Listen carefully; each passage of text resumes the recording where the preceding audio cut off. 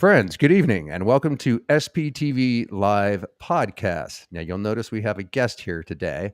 And before I introduce her, I'd like to say Paula is already on it. Yes, we are at muster. Everybody gather around because we're going to be talking about the Freewinds. Chow Yun Smut has already given her appropriate welcome to the Freewind symbol without even knowing it. So, who is Chow? What are we going to be talking about today and what's going on? So, Chow just happened to, her name's Crickett, but she goes by Chow Yun Smut.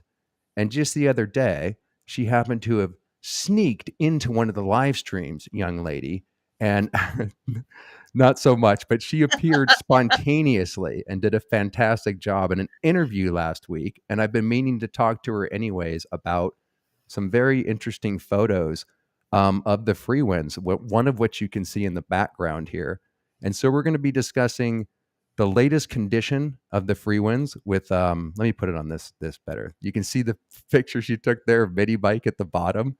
The dilapidated state of the Frewinds. This looks nothing like when I was on it. And we're going to go over some photos, her experience, what it was like with her trying to talk to people that also knew about the Frewinds. And I'm going to share what it was like being on the ship of horrors, as it was absolutely impossible to get off of there. But as usual, my friends, it's a participatory stream. If you have any questions related to the Frewinds or not, anything you want to talk about, we'll take them up as we go.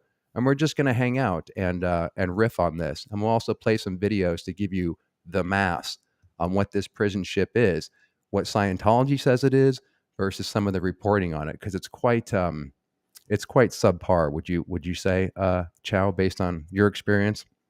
Yeah, for sure, 100%. Do you want to tell? I just the sorry state that she's in is sad.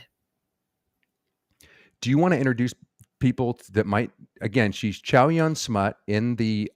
She's a regular in the chats, so you guys might know who she is. But do you want to introduce yourself? Give a bit of background, maybe on how you kind of became a Scientology watcher, if that's the right word, and then lead us into what led you to. Did you seek out the Freewinds when you went on a carnival? When you went on a cruise ship recently? How did you actually get in a position to even get these photos? If you wouldn't mind leading us into it. Not at all. I'm a travel advisor by trade. That's my job. I own my own agency, and so I help people go away, and that's kind of my gig. Cruise ships are I will tell you what fragrance I'm wearing, Martha. I'm wearing Nasty Woman by Black Phoenix Alchemy Lab. I figured it was most apropos. So. Do you want to tell the inside joke? Because obviously no one can smell your fragrance over the air, but there is this quick story behind that, which I don't even know about. I have an anxiety disorder. I have generalized anxiety disorder and have done for a number of years. And so one of the things that I was spazzing out about earlier is like, oh my God, what am I going to do with my hair? Thank you, Cassandra, so much. Makeup. Am I going to put on makeup? What fragrance am I supposed to wear for this? Dear Lord. Like, I mean, anxiety disorders means that you flip out about shit that no one else is going to understand or know or even care about. And part of that is, so I'm going to be on the YouTubes and nobody can smell me. I could reek like 1,000 landfills and no one would know. TMI. I don't think that you do. And by the way, I don't. What you just described as having anxiety. I freak out about similar things, so I guess I have that too. But not to make light of that, Chow. Or I'll call you Cricket. But you did an awesome job on the interview. And if you are nervous, or you certainly don't show it, and you handle yourselves well, believe me, because we learn how to mask it. Excellent. And we got Hubbard in the house, who's responsible for this ship. Sir, nice. Good to see you. Sup, LRH? We'll be talking shit about you tonight. Hip, hip, hooray. Hooray. Oh, we're going to be talking mad shit. You already got a lot of love in the house, Cricket, so... You guys are amazing. You guys are amazing, and thank you so much. And thank you, Marilyn. I see you. Oh, is she here? Yeah, she said she loves my purple hair. Oh, hey, Marilyn. Fun fact, there's... you can't really see it in this lighting, but there are 6 different colors going on in my hair. I've got a little bit of red going on Really? over here. I've got Let's see. some teal in the back. There's Oh, some wow. blue hiding underneath the purple in the bangs. I have I have a lot of Cool. fun with it. You're I tatted do it up too. myself, What do you got so on the arm? I saw a tattoo. this one is my phoenix, Oh, cool. 'cause I lived through a house fire, Really? and I've been rising from the ashes ever since, so Yeah, that's my yeah. phoenix. Fucking cool, man. And then on this one, you can't see it real well. It's a lot of Can see it. flowers. All of my flowers are poisonous.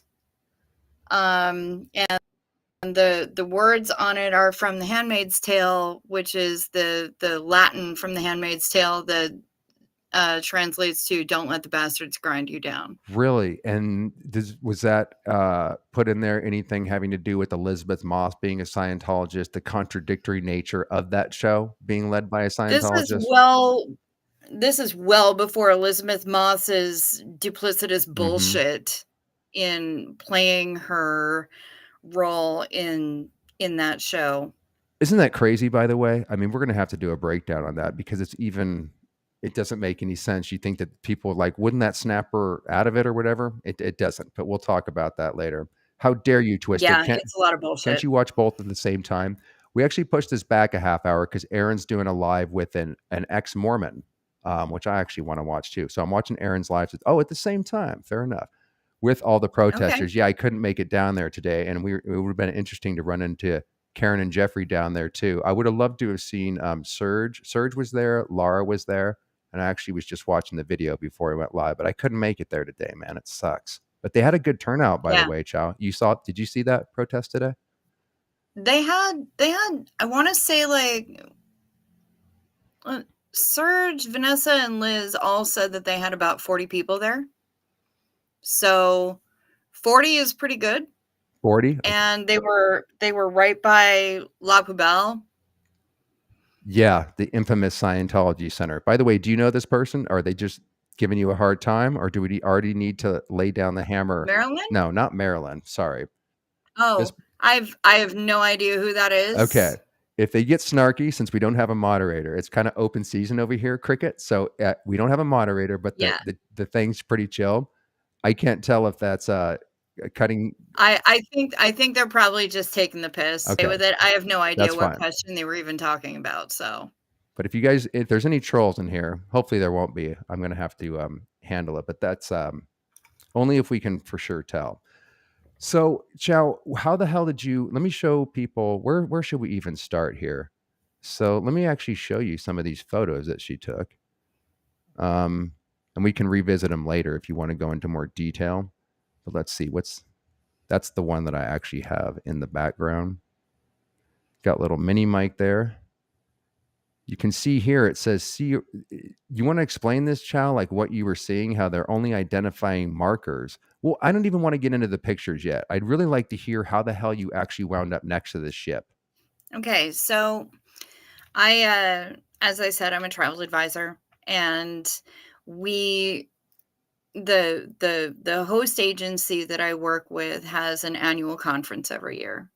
This year, it was on celebrity equinox, and we were. I knew ahead of time that we were going to be going to Southern Caribbean, which always means Aruba, Bonaire, and Curacao. The ABC And Islands. Yeah. so, oh, thanks, LRH. Good on you.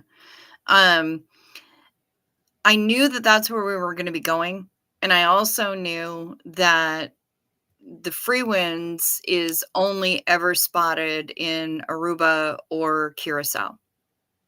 They're only about 60 nautical miles away from each other, so they're pretty close. Um, and they so I made sure to get my mini mic. I made sure to get my SP bracelet because I thought if I'm going to be in one of those two ports, I'm going to be looking for the fucking Freewinds.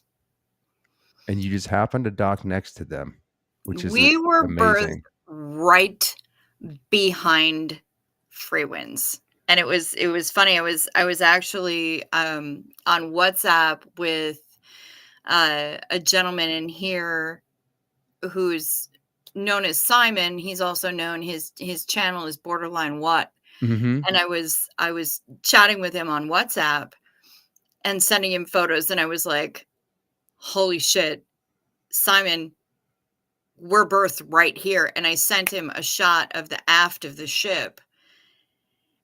And his mind was blown. He's like, fuck off. How are you that close? That's amazing.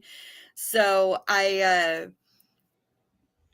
knew I was going ashore. I packed up Mini Mike and into my little bag and got off the ship, because I mean, it's Aruba, man. I want to go ashore. I want to go check some things out. I want to have some tacos. I want to, hang out. And we I was just taking photos. I knew that I had my props ready, and I wanted to get some shots, because I mean, God knows I have heard about that ship, and I was really excited to see it in person. Cricket, what had you heard about the ship before you went there? What was your initial data that you had about it?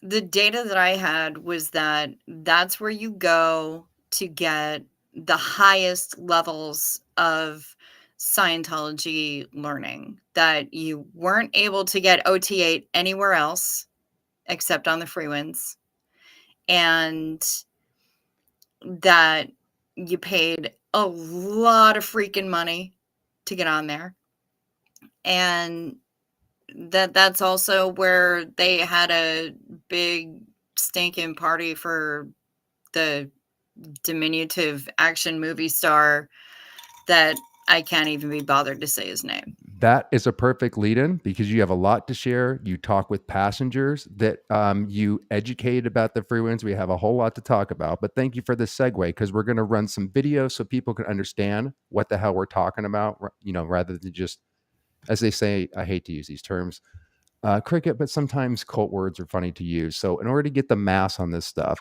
let me show you what Chow's talking about. You guys might remember this infamous Tom Cruise. He had a birthday party. And what was it, Cricket? It was like hundreds of thousands of dollars that they spent on this fucking guy. Let's see, tax exempt Scientology Inc. wows Tom Cruise with a 40. Let's see what it says here. Damn it, I can't see how much it says. Well, I'll check that out later. But this is what Cricket was referring to when I want to give a little bit of background on this too. The gal that's singing here, her name is Stacy Francis, and she was a fairly good friend of mine while I was in the cult, because she was friends with my girlfriend at the time, who I had brought into Scientology. And she's a hell of a singer. She was a C/D level celebrity. I think she had the talent to actually go all the way, but she couldn't kind of get a break in Hollywood despite her amazing talent. So she would always be hired to do these things, these gigs, at the cult, whether it was like the Christmas stories that we showed you earlier or whatever. She was always used, and she loved doing these events. It is an honor to actually do a Scientology event, as cheesy as they are, because those are the peers that we're closest to and that we want to look up to us. So I just, this is Stacy Francis singing for Tom Cruise in a thousands of dollar birthday party that they put on for him. And it's just absolutely corny. So let's check this out.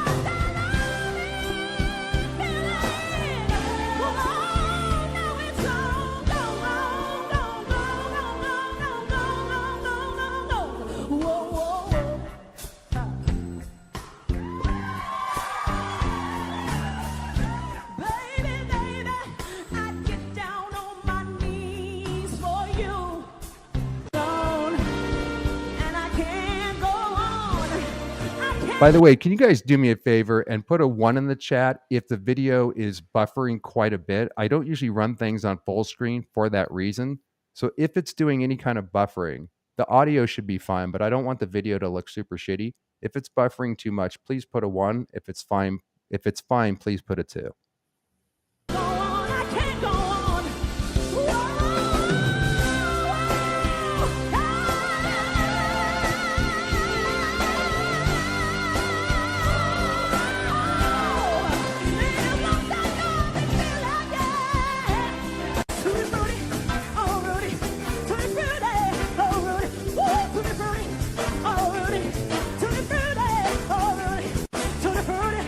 Okay, good to know. So it is buffering too much. It looks like we got too many 2s. So let me put it on to the, thanks for letting me know that. I wanted to test that out finally. So let me put it on this where it won't buffer. And also we can get you guys over in the chat. Hide this comment. So if there's still problems, please put a 2 on this, on the buffering.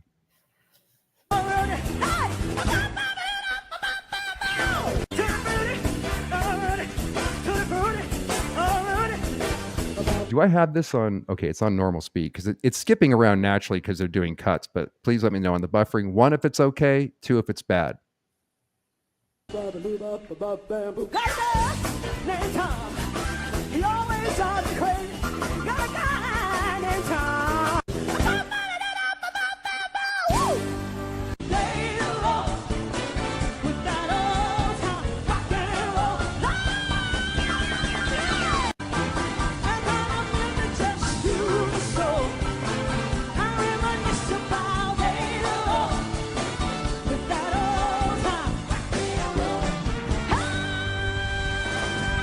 Okay, thanks for the feedback. We'll move through this a little bit and we'll get back to the story.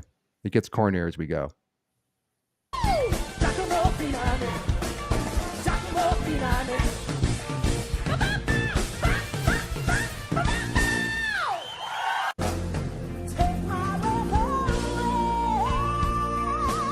This chick can sing though, man. She's got such a beautiful voice. I feel so sorry for Stacy, man. I hope she got out.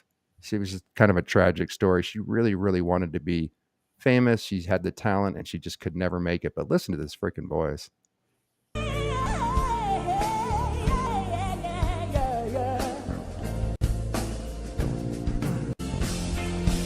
Okay, corn and screeching, I can understand that, but I hear what you're saying, but I personally love her voice.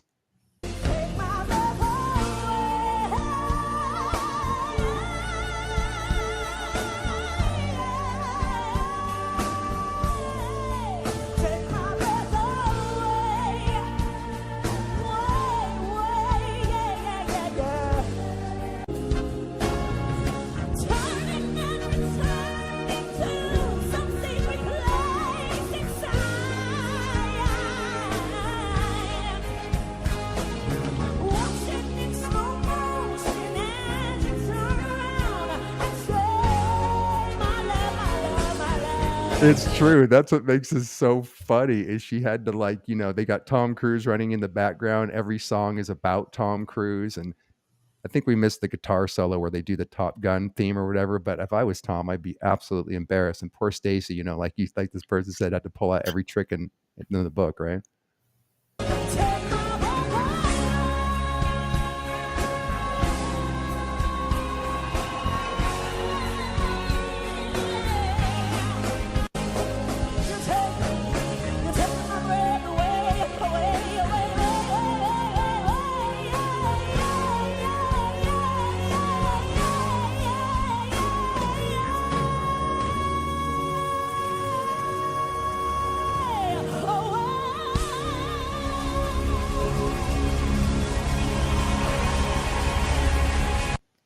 Her 15 minutes of fame, and that's about as far as it went.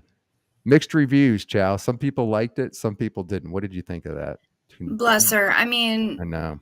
There are a lot of people who don't ascribe to the school of vocal runs as being a sign of skill, and I get that. Mm-hmm. I get that. It seems like a little bit more diaphragmatic gymnastics than anything else, but she's got some fucking pipes, man.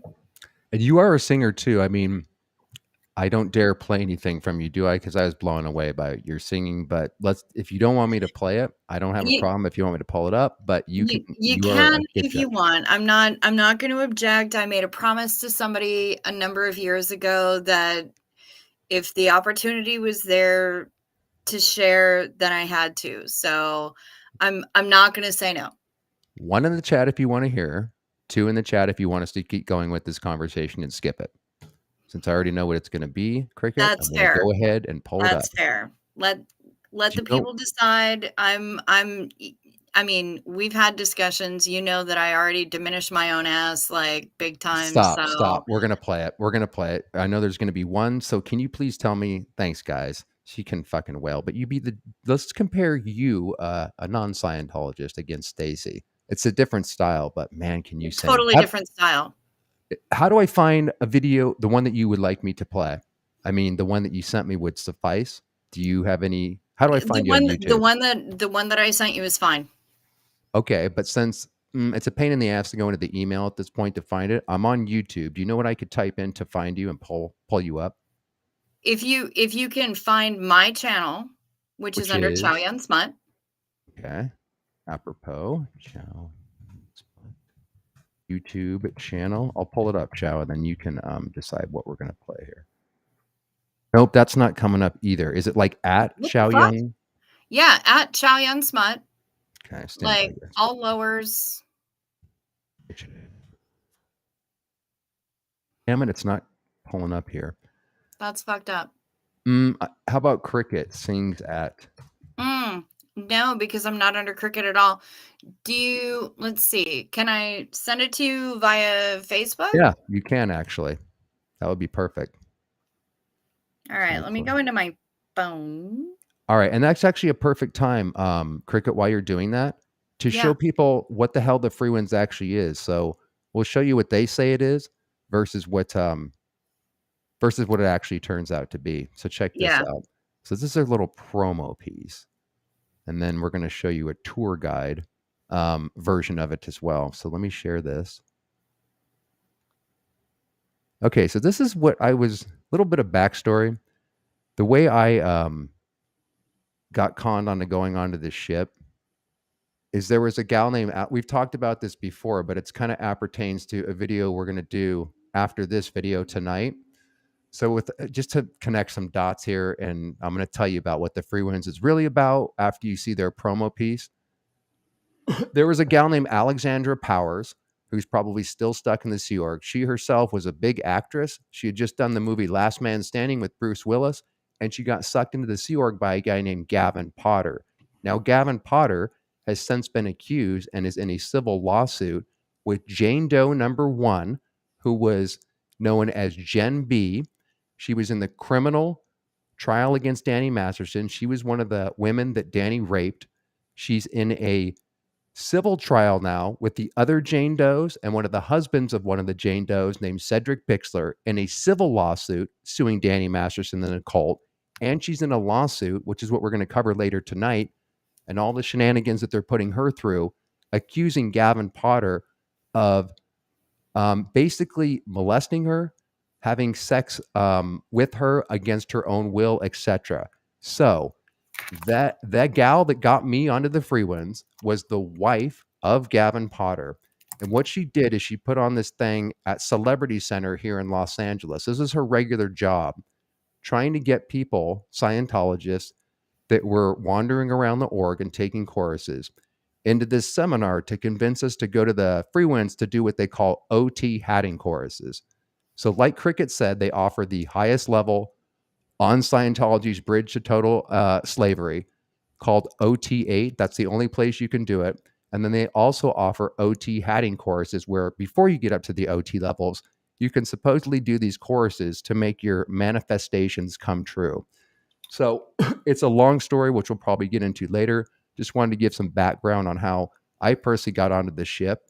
And some very interesting thing happened, and it was impossible to get off of. But let's see what this is the freaking promo piece and what they kind of sold me to get onto this thing. And look at how lovely it looks. And then in the meantime, Cricket, okay, you sent that over. So let me just play this, and then we'll jump into your music and then hear more of your story.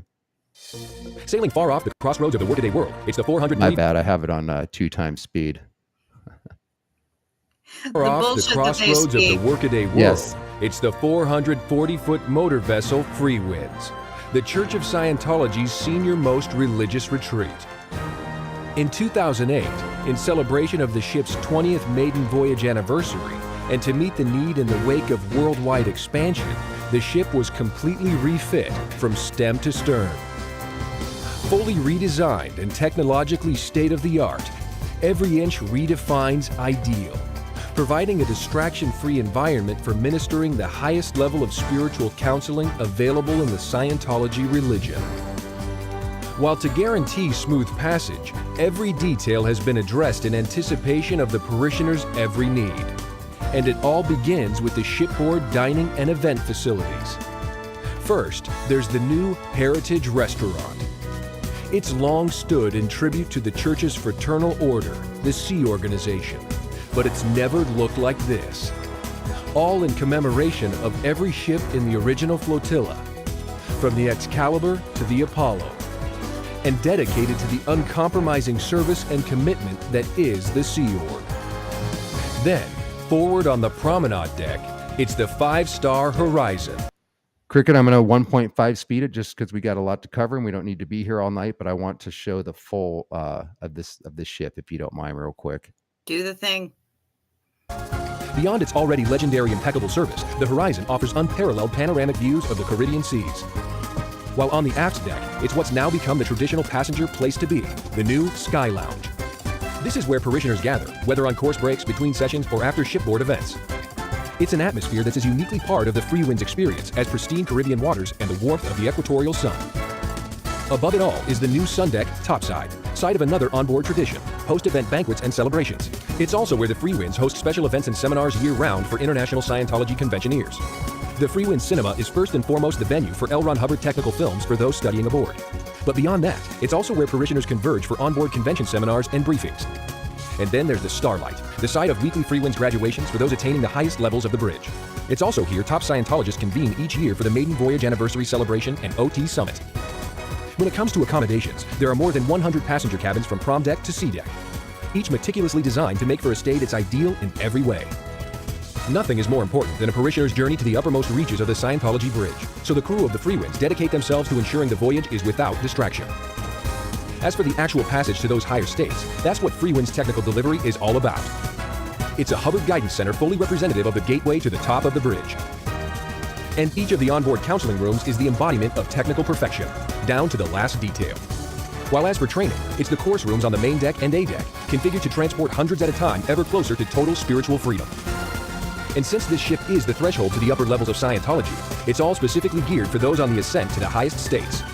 In all, the Freewinds stands at the forefront of a growing worldwide movement towards spiritual advancement, transporting Scientologists to new realms of freedom every day. And that's the Church of Scientology's advanced religious retreat, the Freewinds. Looks lovely. One in the chat if you'd like to book a flight to go there tomorrow. 2 in the chat if you wouldn't go that near that with a 10-foot pole. But that looks innocent enough, right? So just real quick before we get into Chow's amazing singing, here's a short video on what a tour guide has to say along the same lines of what we just saw.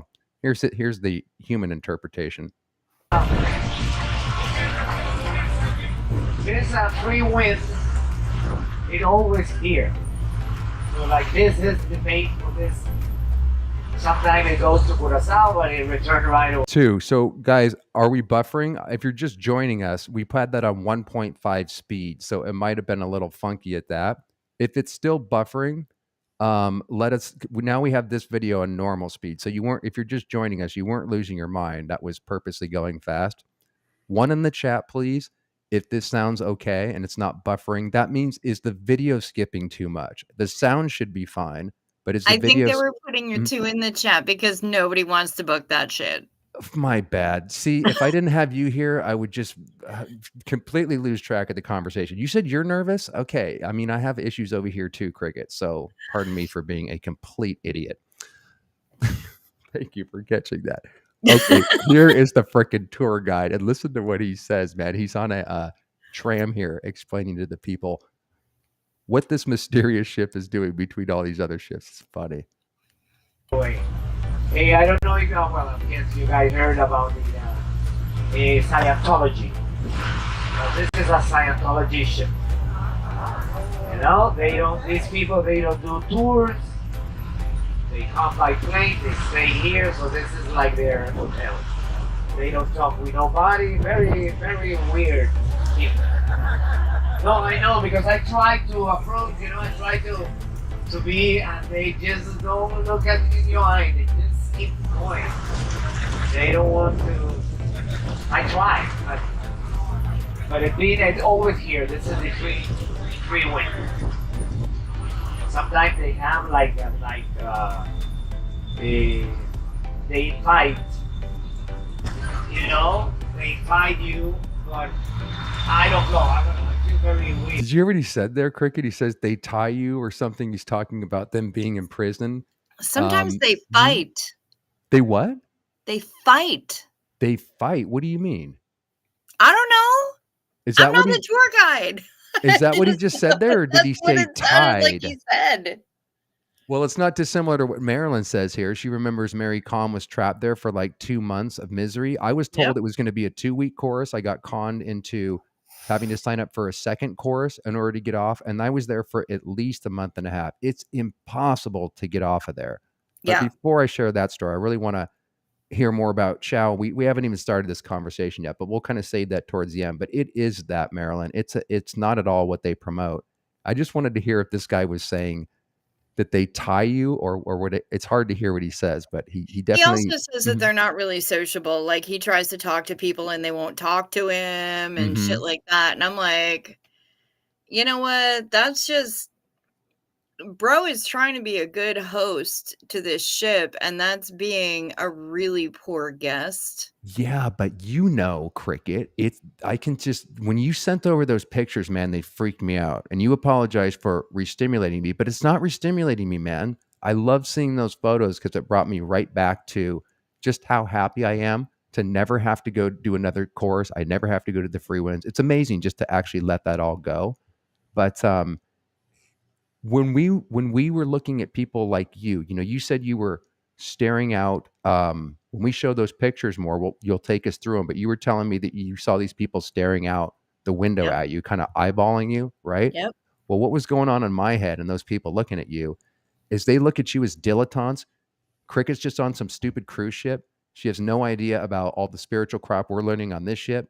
So we're not very sociable. We weren't even allowed to go on the island unless we wrote like a KSW or not KSW, a CSW, completed staff work. They're bullshit where you're basically expected to be on course the whole time that you're there. It was all I could do to go jump in the water for fucking 10 minutes. So it's really repressive, but we feel like we're producing and shit. And the Carnival cruises and like yours that we'd see next door, we were unsociable because we weren't allowed to socialize with you. I wasn't even allowed to take my fucking shirt off and go walk around the island because that was out PR. So we're not having a good time. Oh, and you totally would have been 2D flowing, by the way. 2D flowing who? I mean, I wasn't even allowed to do that. Like I said, I couldn't even get into my groove it's 104 degrees. I can't even take my fucking shirt off. I wasn't trying to, 2D flow anybody. I'm just saying that it's like we're on vacation, I thought, but I had to be in that fucking course room the whole time, man. So the point is we're looking at people like you, that you're, evil, you have reactive minds, you drink too much, and we're doing spiritual enlightenment here. So that's why they don't socialize, because we're not allowed to, man. So continuing on with this tour guide, we're almost done here. We're going to show Chow seeing it. Then I want to go over these photos and hear more about your experience. There's something that I don't like. So this ship is always here, the Freewinds. He says it's something I don't like. I wish we had a translation. I wonder if the CC shit will work here. Okay, here we go. Let's take it back a little bit. It's only a minute long. They don't talk with nobody. Very, very weird people. No, I know, because I try to approach, I try to be, and they just don't look at me in your eye. They just keep going. They don't want to. I try, but it's always here. This is the Freewinds. Sometimes they have they fight. They fight you. But you're right. He said they fight you. Holy shit. I don't know. I feel very weird. There's something that I don't like. So this ship is always here, the Freewinds. Well, my friends, I hope you guys had a good time.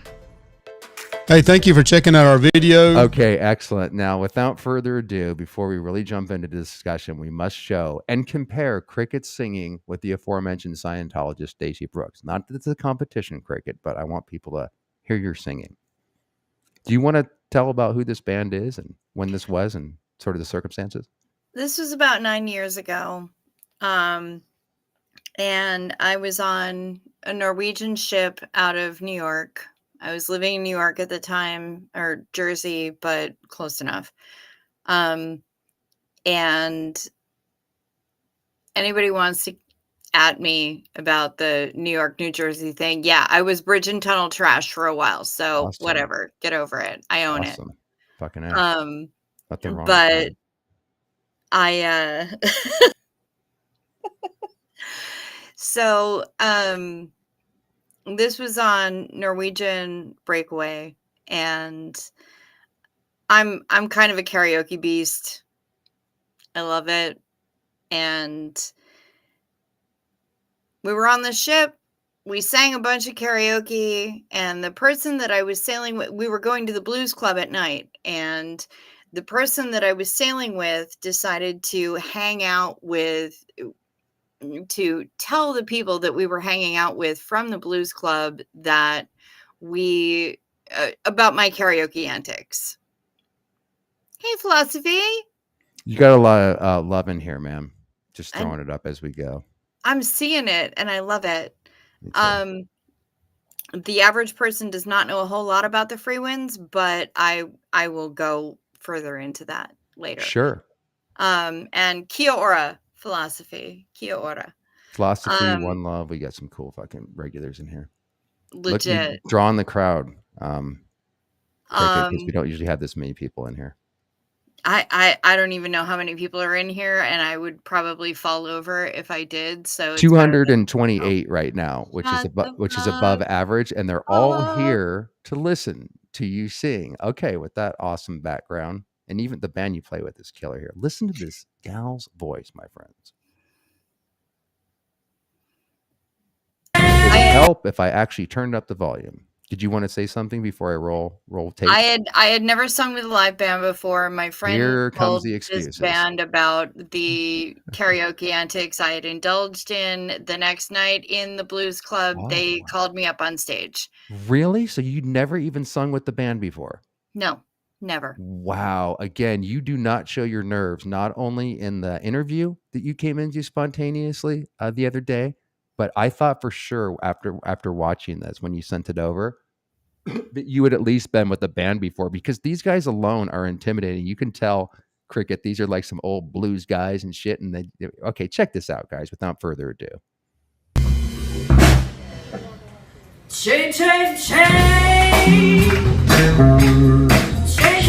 Listen, Crickett, I'm going to keep rolling it back until you put your head up the entire time. You must confront this, and you must get your TRs in. No, oh my God! Don't be embarrassed. And keep your head up. You could do this.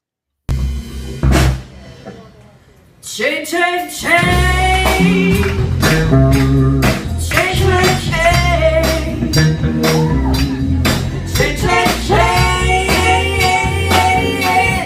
Change, ooh. But I love you. I love you, I love me. Now, now, now. I'm just a vacancy. You got me where you want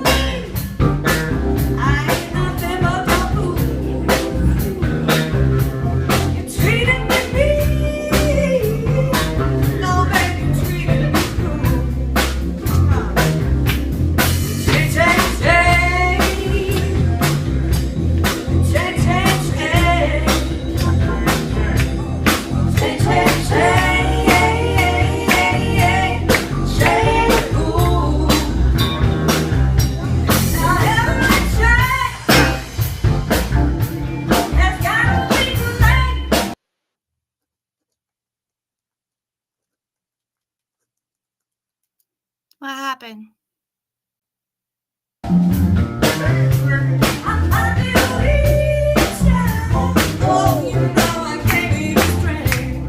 ahead, girl.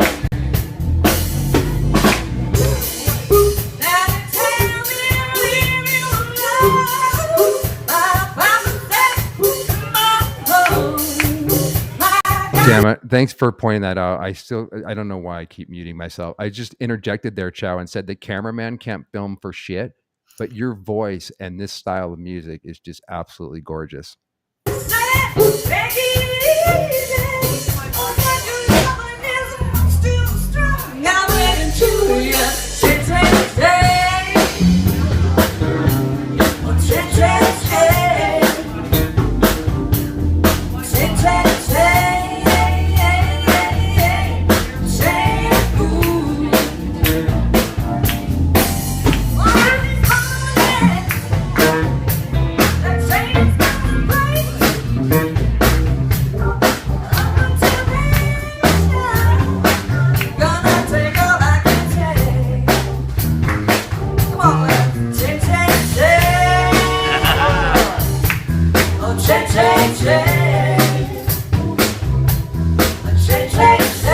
You're even hitting the harmonies with this guy. Did you have any practice before you got to do a run of this at least? No, sir.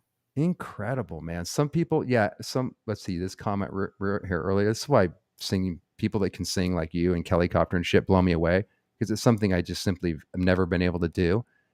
And why haven't you been in a band or anything? Some people can just fucking sing. It's a hobby we never find out about that they happen to be amazing at. And this is just fucking awesome. Awesome, Cricket.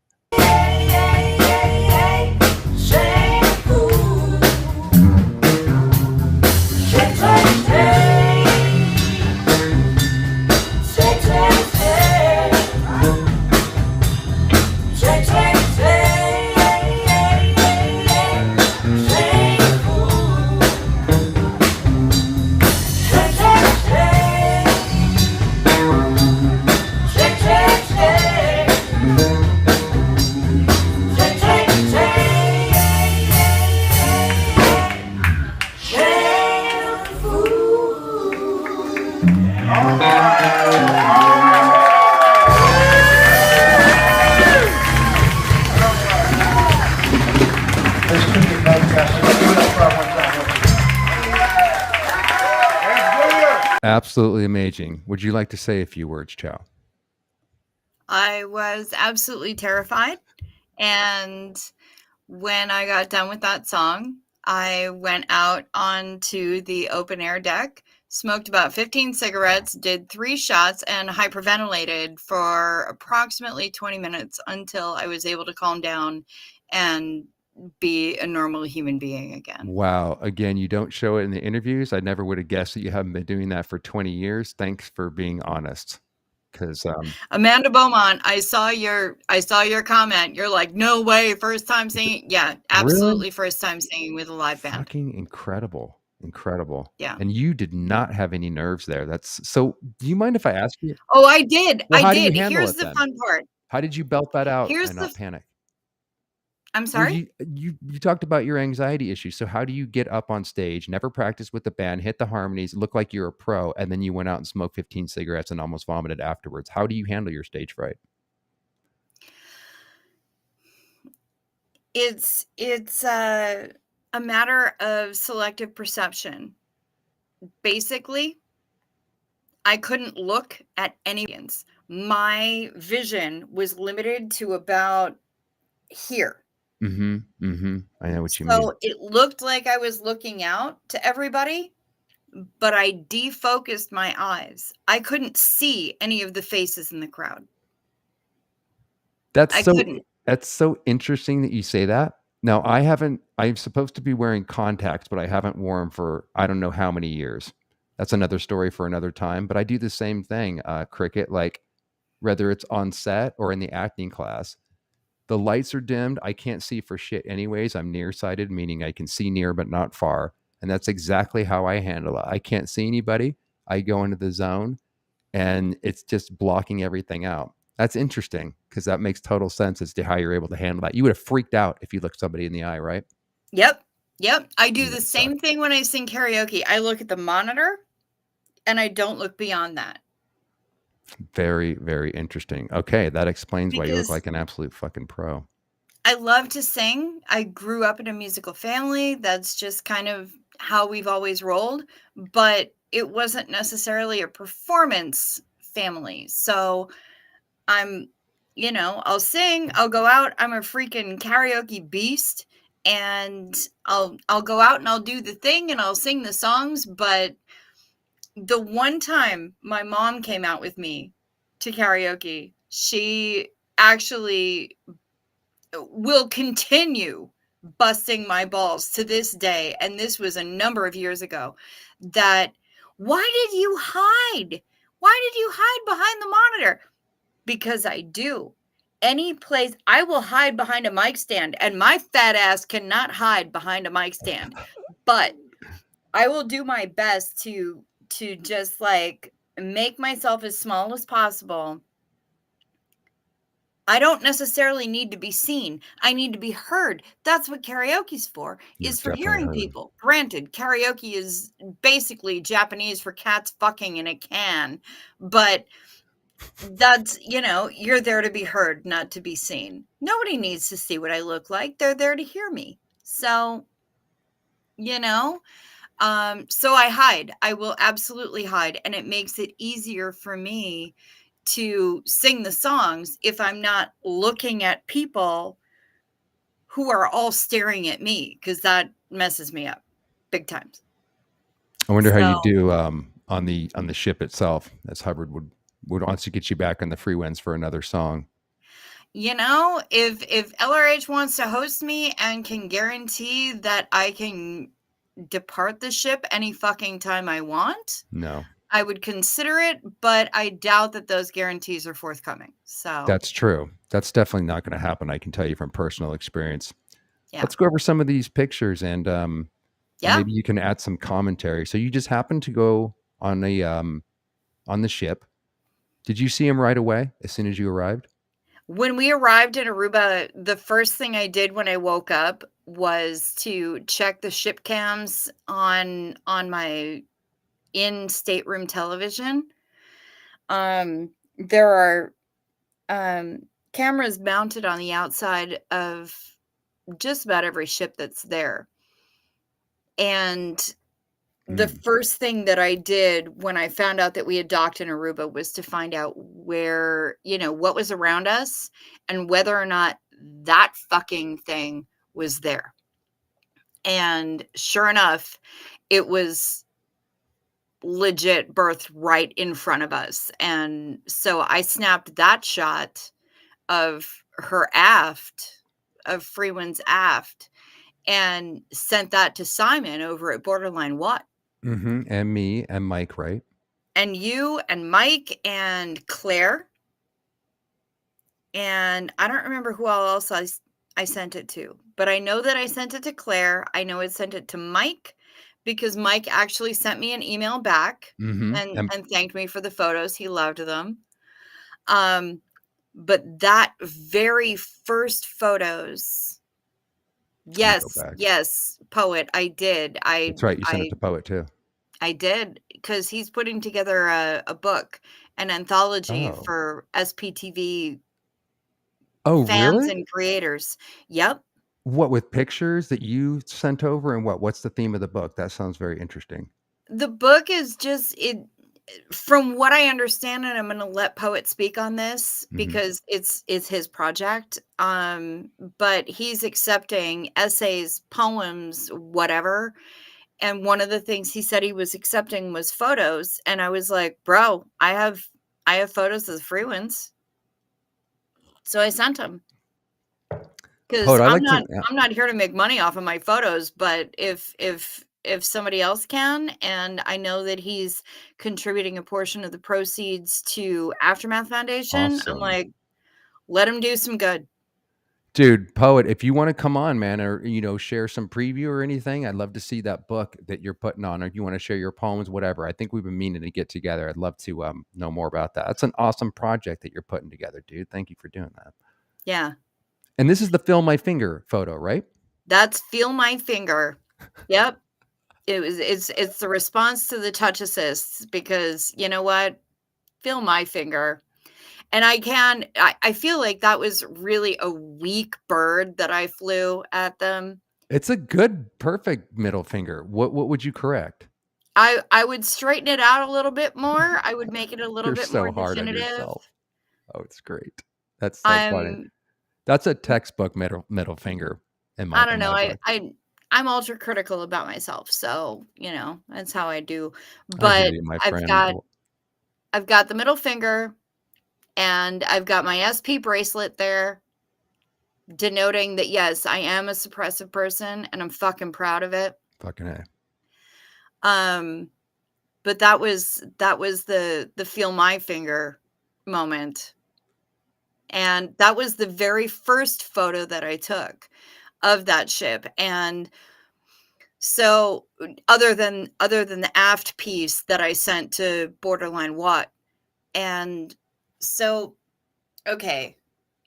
Yeah, give us some rundown on whatever you want to say, like how, you getting in a conversation with someone who would ask you, please share the stories that we talked about on the phone, man. I'm sure people would love to hear it. And it's really good to hear an outsider, a non-Scientologist point of view about the reaction to this ship and you spreading information and being well received.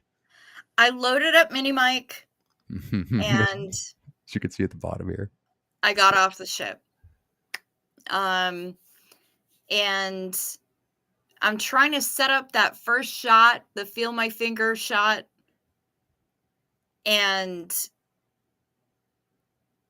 there's a couple that's there and they're standing kind of, she's behind me and I'm sorry, I need to expound on that. Sure. There's a hetero couple who's standing along with me. She's behind me and he's just a few feet away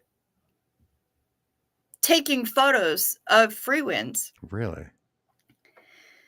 And I set up the shot. I get my stupid hand on the phone and I'm like, and I'm trying to pull focus and I'm trying to do the thing. Thank you. And the woman behind me says, I bet there's a story behind that. You're I like, said, don't mind if I do. Yes, there is. She's Here like, we go. Yep. She said, is it a good story? And my reply was, well, I guess that depends on your perspective. You know, because I'm not going to go super hard when I have no idea what's going on and who these people are, right? So I'm like, I guess They it could have been depends on your. Scientologists, Cricket. You said you were a little bit worried because they were eyeballing you from some of the pictures that will show when you did the middle finger. Did it Legit. cross your mind that they might be Scientologists scoping you out, perhaps? It crossed my mind every single time I spoke to somebody about this, that there might be Scientologists in my midst and how they would feel about my suppressive ass just flipping them off, no. being that close, staring them down. I'm sure they didn't like you taking photos of them, man. I'm sure they didn't. And I'm still to this day shocked that they didn't send somebody out to scamper on out over to me to tell me to fuck off. But anyway, so these people said, there's a story behind this. I said, yes, I'm sure. Is it a good one? That depends on your perspective. And they were like, okay, bring it on. So I said, let me start with, do you know who owns the ship that you're taking photos of? And they didn't. And the guy came over and he said, actually, that's why I was taking photos, is because I was going to send them to a friend of mine who knows about stuff like this, because I don't know what this ship is and I want to find out. And I said, okay, this ship is owned by the Church of Scientology. And he went, shut up. He was stunned. And I said, he was like, how do you even know that? And I said, okay, so zoom in right up here and you see there where it says I'll pull it up, Freewinds. actually. the small print above that says Sea Organization. Let me show the photo. I bet there it is right there. And this is the only identifying mark. And I got to tell you, my friends, until Chow sent these over, I remember it being widely promoted that it was a Scientology ship, and this is all they have. This is what you're talking about, right? The only identifying marker here is Sea Organization motor vessel, right? Yep. Mm-hmm. And if you don't know what Sea Org is, then you have no idea. Exactly. This guy went, holy shit, Sea Organization. I know what that is. Oh my God, that's totally Scientology. So he flipped out because he had no idea. And it wasn't until I pointed out that tiny little piece of print on the upper part of the ship that he realized that it was actually a Scientology ship. And there are no other identifying markers anywhere else on the ship that would identify it in any way as being related to the cult of Scientology. And obviously they did that on purpose. They want to have they have no mention of Scientology except for the Sea Organization, right? And I'm telling you, Cricket, I feel like the print even got smaller because it was advertised quite a bit more, and the ship looks different. It looks so much shittier. That's why I entitled it "Dilapidated" in the comments or in the title. Because do you even think this thing was running, or was it just docked there? Do you think? Any idea?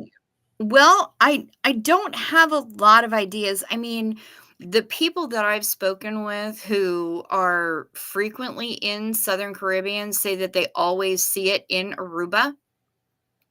But the tour guide said that it goes to Curacao and it comes right back. So I guess I'm kind of not surprised. But again, Curacao is only like 60 nautical miles away from Aruba. Mhm. So, and I was talking to this couple about that, because they were asking me about it, and they're like, why does Scientology need it? And I said, well, that's where they deliver the highest levels of their learning, indoctrination, basically, is what happens on that ship. And the only place that you can get it there is the only place that you can get that level of indoctrination is on that ship. Mm-hmm. They won't do it OTA. on land. And the reason they say that for the audience is before we take up this question, thanks for the questions. If you have any, throw them up. Any comments, it doesn't even have to appertain to the Frewinds. It's a participatory, so feel free to jump in. The bullshit that they give you as to why you can only do OT8, the top of the bridge. It's not really the top of the bridge, but it's as high as it goes, and Scientologists think that it goes up to 15, but those OT levels will never come out, is because you're off the crossroads of the world and the restimulation of the environment. This goes back to what you were talking about earlier, Cricket, about why they're not very happy or very, they don't look, that tour guide said they don't look you in the eye or whatever. Well, we consider the world, I'm not going to use the WOG world, to be very restimulative. So by being out in the middle of the ocean on these ABC islands, we're getting away from you guys. So the last thing they want to do is have somebody putting a middle freaking finger out there and restimulating them when they're doing OTA. What? Okay, Rosebud of me. How are you, my Rosebud friend? AIM. Yeah. Oh, is that what it is? You know what? Okay.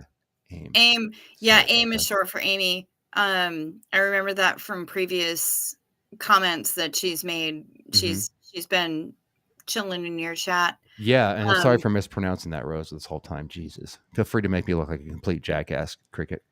I did not mean to do that, and you know that I didn't intend to do I'm that. playing with you, man. But yeah, AIM, I did not, of all the things that I paid attention to, the one thing that I didn't pay attention to is what she was flagged under. I have no idea what country that she's flagged under. I don't know. Okay, fair enough. And that's kind of a big deal, and I probably should have paid some attention, but I don't know. I don't know I either. don't know. And it might be actually visible because they have to state what country they're flagged under. Where's that photo of the aft of the ship? Okay, let me pull it up. Stand by.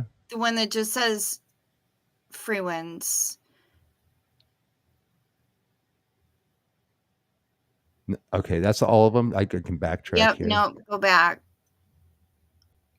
I think it's that one. That one? She's Okay. she's flagged under Panama. Now we know. There we go. There's the answer to your question. Yep. 'cause Wave to you- think on your feet. Cricket. you- That was impressive. Yeah, you have to list where you're flagged somewhere on the ship as well as flying the flag. And I don't know that I'd ever be able to recognize a Panamanian flag just off the bat, but I do know that they have to also put it on the aft of the ship or somewhere on the ship. And so, yep, she's Panamanian flagged. Excellent. And do you want to answer this from Cassandra? Does the ship ever go anywhere to your knowledge? She only goes to back and forth between Aruba and Curacao.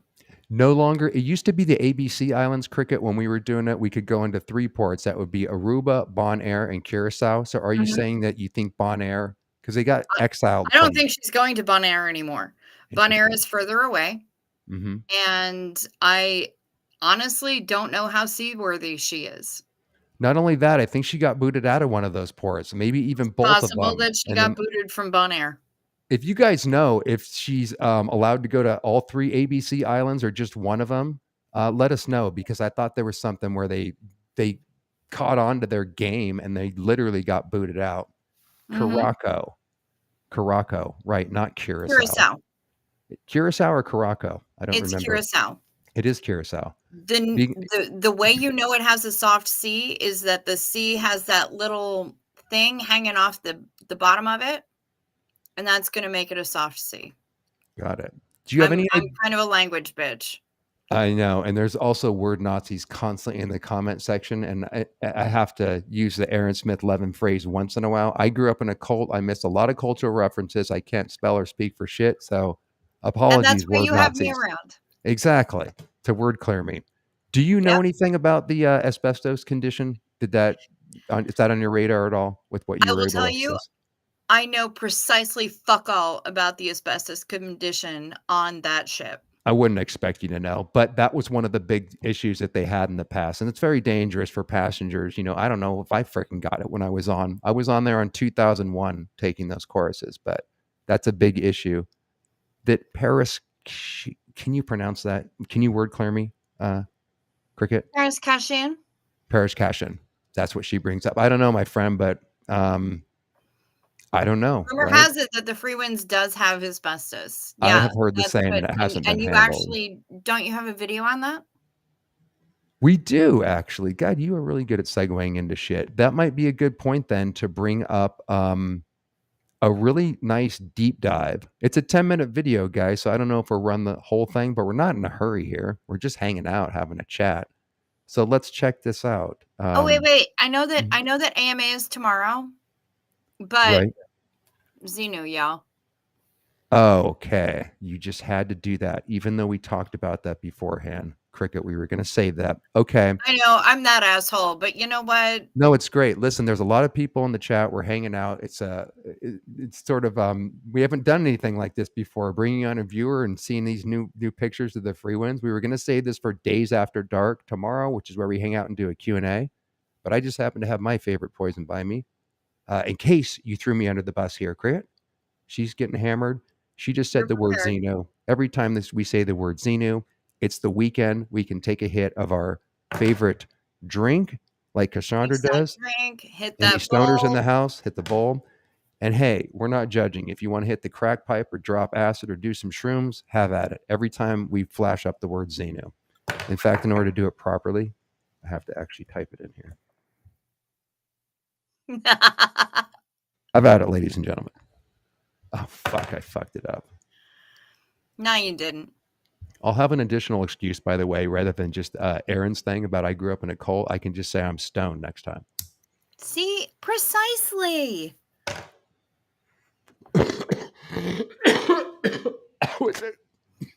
That was a huge, yeah. Damn, I'm not sure I'm going to be able to carry on the conversation in a rational way. you're going hard. I mean, I felt inspired by by you calling me out on the live to do so. And you're also very good. I feel like I might be putting a little charge on your lines there. We're going to talk about this off stage. Don't you think you're getting away with that? No, that was Bring it. awesome. And you're the one that kind of kept that game going last time. Cricket, I really appreciate it. And listen, guys, I couldn't make it to the protest today, man. I was just watching the video. We had, who was there? Laura. Kind of thank God, because I don't know what I would. Me and Chow were talking about this briefly off screen. I don't know what I would say to Jeffrey and Karen if I actually ran into them face to face because they were there. My first thought was I would actually ask them if they want to either like do an interview like live. I kind of wish I was there, or come on the channel because I wanted to ask them some questions. It would have been a little awkward, me personally, just seeing them. So Karen De La Carriere and Jeffrey Augustine showed up. Serge did it live on his channel.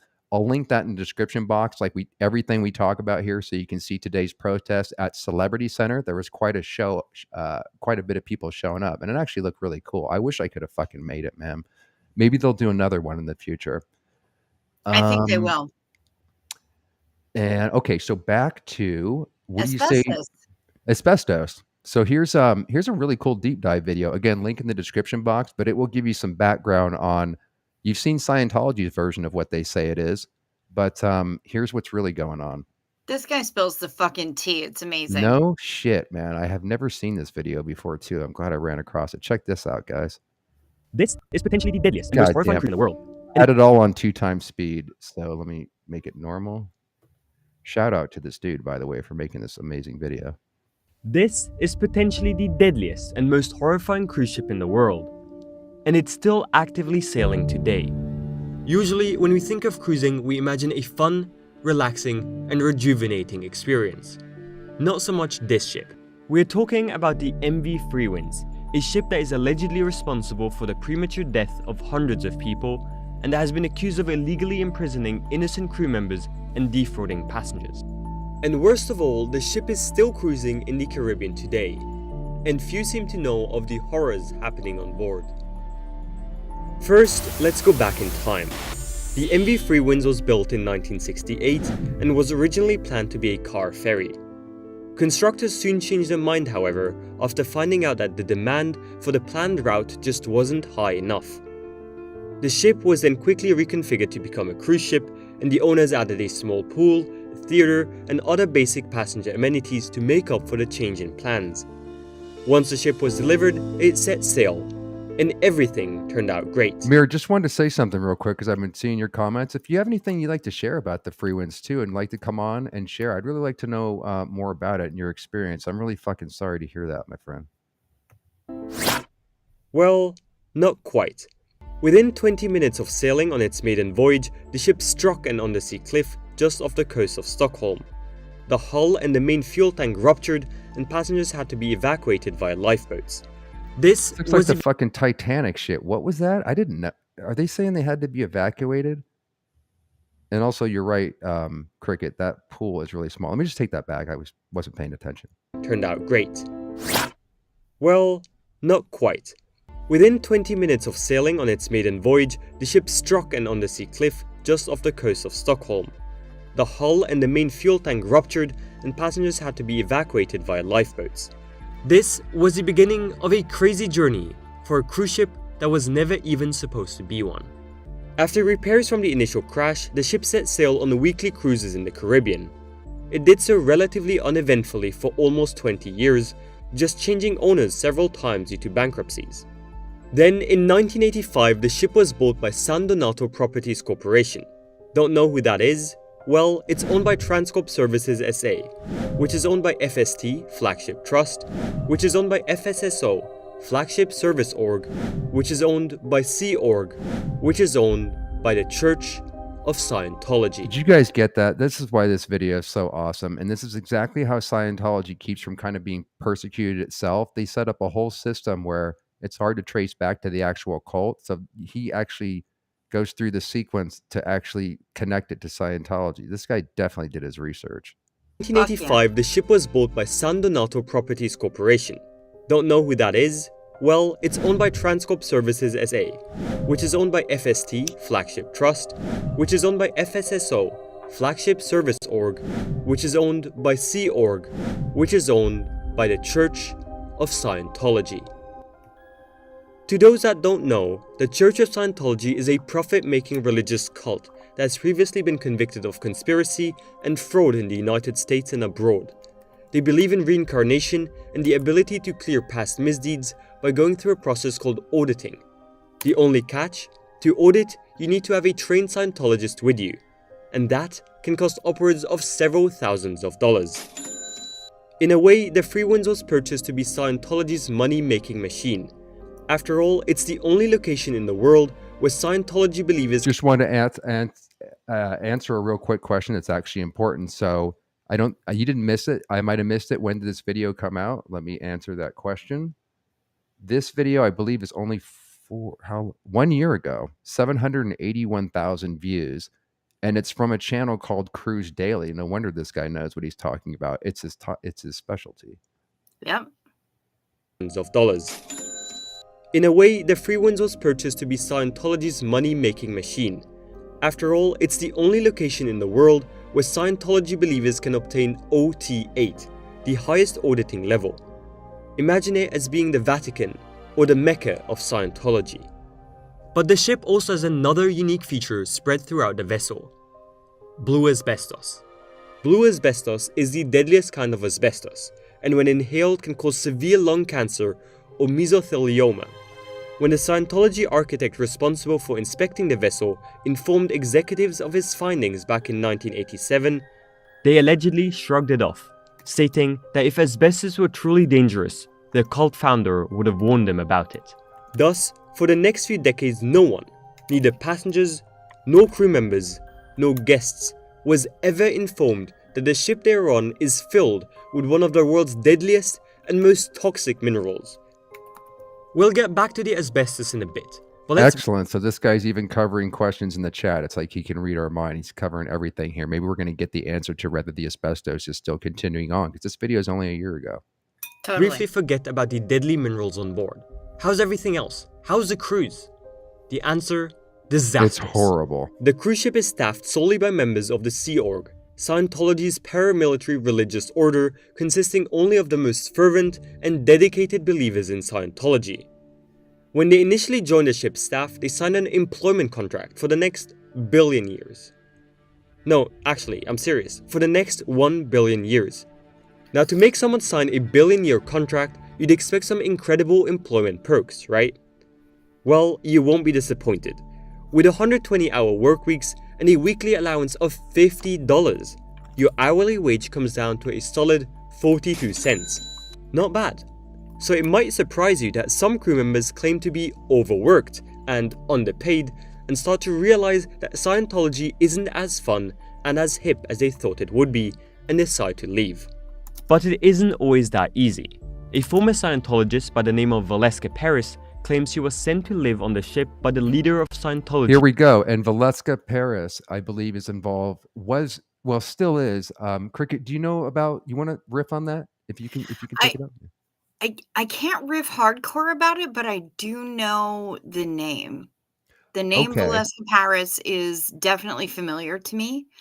I wish I could riff on it better. I can't even bullshit about it because Fear not, man. I can just grab the guitar from your hand and start hitting the fretboard. Well, maybe Please. I can't. So if I get this wrong, guys, let us know. But I believe Valeska Paris. I can't outdo your singing, Cricket. So don't get too. Nah, but I hand you the axe, bro. Oh, okay. Okay, I got a private message from you. Okay, go for it. Go for it. You are dismissed. I'll be You right back. CSW'd, and I want you to come right back. We got a video to play anyways, but I'll talk. Yeah, please do your thing. Yes. Yes, like seriously, super Take fast. your time. Take your time. So I'm not sure about this, my friends, but I believe Valeska is the one that's involved in one of the human trafficking lawsuits that they threw into religious arbitration recently, which kind of they won. Scientology being able to not be sued. They tried to serve Miscavige. It didn't work. They everything got derailed because they won so far the lawsuit to throw the human trafficking that they experienced on the ship. It wasn't just Valeska. It was, I believe, her sister as well. I want to say Melissa Paris, but I'm not sure that that's right. But if I have this name right, there's a human trafficking lawsuit going on that appertains to the Frewinds that got thrown into their Scientology's religious arbitration, meaning that's sort of the end of it. But they are appealing it to see if they can get David Miscavige and such held responsible. So I guess we'll continue on with this amazing video. I'd love to get this guy on. I mean, I'm terrible at reaching out to people. Like I said, just because I'm lazy. If you guys, any people that have experiences, ex-Scientologists, ex-Mormons, anything that you want to share, please send me an email. Anybody can come on. And maybe I'll get off my lazy ass and actually reach out to this guy. I'm not sure he'd come on. It looks like he's kind of has a huge channel, but I'd love to know more about the Frewinds experience here. And start to realize that Scientology isn't as fun and as hip as they thought it would be, and decide to leave. But it isn't always that easy. A former Scientologist by the name of Valeska Paris claims she was sent to live on the ship. Maybe if I would just shut up and let the video run, I wouldn't, because this guy's literally covering everything. Cricket, what the hell am I doing here? Realize this that guy has got the Scientology tea, isn't man. as What? This guy knows his shit. Apparently, I'm not going going to say anything else. He's probably covered all of it. Let's just let him riff. that some crew members claim to be overworked and underpaid, and start to realize that Scientology isn't as fun and as hip as they thought it would be, and decide to leave. But it isn't always that easy. A former Scientologist by the name of Valeska Paris claims she was sent to live on the ship by the leader of Scientology at age 17 to keep her away from her mother that publicly denounced the cult. Once on board, officers supposedly immediately took her passport away and forced the teenager to work below deck in dire conditions. She ended up spending almost 12 years on board. This is not a one-off accusation. Another ex-crew member, Scott... 12 years on board. And by the way, so it is Valeska. Thanks for confirming, guys, as well as the video. Her story is fucking horrendous, man. I'd love to actually get her on and talk to her. She's such a sweet, sweet lady. And she's been through hell and back. Campbell asked to leave the ship to visit his dying grandmother. After they reportedly refused, he escaped the ship while docked in Mexico, only to be found and dragged back by ship security. He was then allegedly confined to his bedroom for 6 months, only periodically given drugged food and a 5-gallon bucket to do his business in. The Church of Scientology has been accused by dozens of ex-crew members of severely mistreating crew and forcing them to do hard manual labor once they announce their intention to leave. Some of these crew members' stories are truly heartbreaking and make you question the organization as a whole. But it's not only crew members that are treated inhumanely. If you think salespeople on your last cruise were annoying, imagine being asked on the daily to pay thousands of dollars for special auditing services and constantly being questioned why you didn't book your next cruise yet. A passenger that refused to leave money on the onboard account for a future cruise and said he would leave the cult altogether claims he was kidnapped and confined to his room for days before he managed to construct a rope to leap out of his window into freedom. But amongst all those horror stories, some passengers are having fun. We're talking about the ultra-rich and ultra-famous. Amongst the ship's celebrity guests were Tom Cricket. Cruise, Katie Holmes, John Travolta, and other famous Scientologist actors and actresses. Tom Cruise even celebrated his 42nd birthday on board together with the Scientology leader in quite an opulent way. If your investment properties make you less man. than $5K monthly passive income, listen up. My company will have... Guys, the only reason I don't want to pay the $30 to get the ads... YouTube. This is a huge part of why I don't put ads on. And they still, by the way, Cricket, if a video gets enough views, they take it upon themselves to actually put ads on, even though I'm not going to monetize the channel. Yeah. So the reason I don't pay the $30 is because they make ads so annoying, right? That you then have to be blackmailed into giving them $30 a month so that shit doesn't happen. It's a conundrum, Cricket, but I'll figure it out later. Back to Tom Cruise. I believe in you.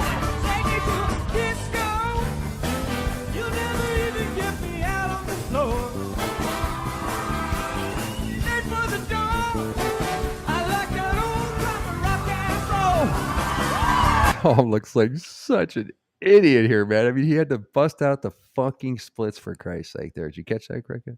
I did, and I have to tell you that there is not enough space for the size of the jerk off motion that is in my soul.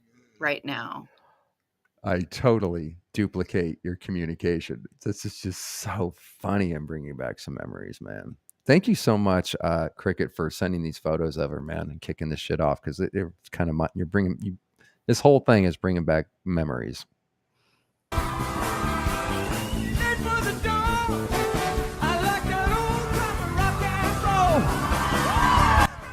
Meanwhile, crew members are reportedly mistreated, abused, and unjustly imprisoned. Passengers are allegedly coerced to spend their every remaining dime they owned, and did you forget yet? Everyone, and I mean everyone, is unknowingly inhaling blue asbestos. Wow, so there you go.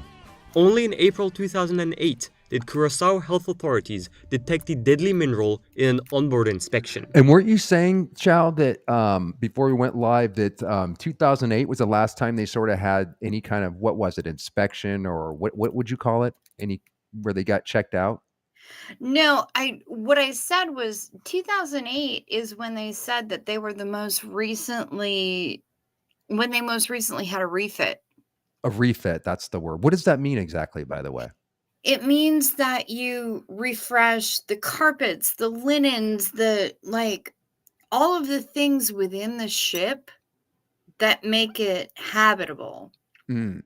But nothing necessarily to do with the asbestos. I bet you this guy's going to break it down, but It has sweet FA to do with the asbestos, but I see. I mean, it should.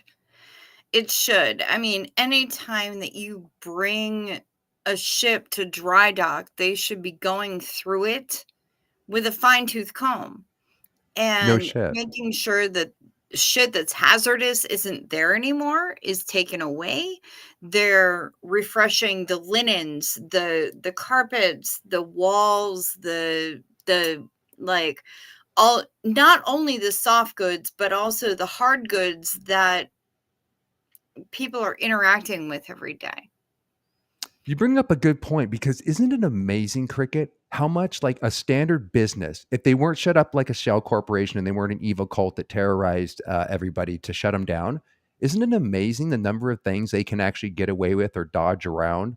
Like even, with the protest that's happening at the IAS, Alex has called them out. He did a FOIA request to find out that they didn't even bother to put in the paperwork, and they'll probably still be able to continue, no problem. It's almost like they're in with city officials. Somehow they can get around stuff that normal businesses would be hammered for. And something like asbestos, which would shut down the Frewinds, the IRS, the Operation Snow White, where holy shit, we have an organization that's infiltrating the government, and yet they get away with stuff that would shut down a lesser organization long, long ago. It is amazing how they safe point people and how they can get away with stuff that would just destroy a business like immediately, right? They save point Yeah, and that's how they do they it. blackmail. I There you mean, go. there are nicer ways to put it.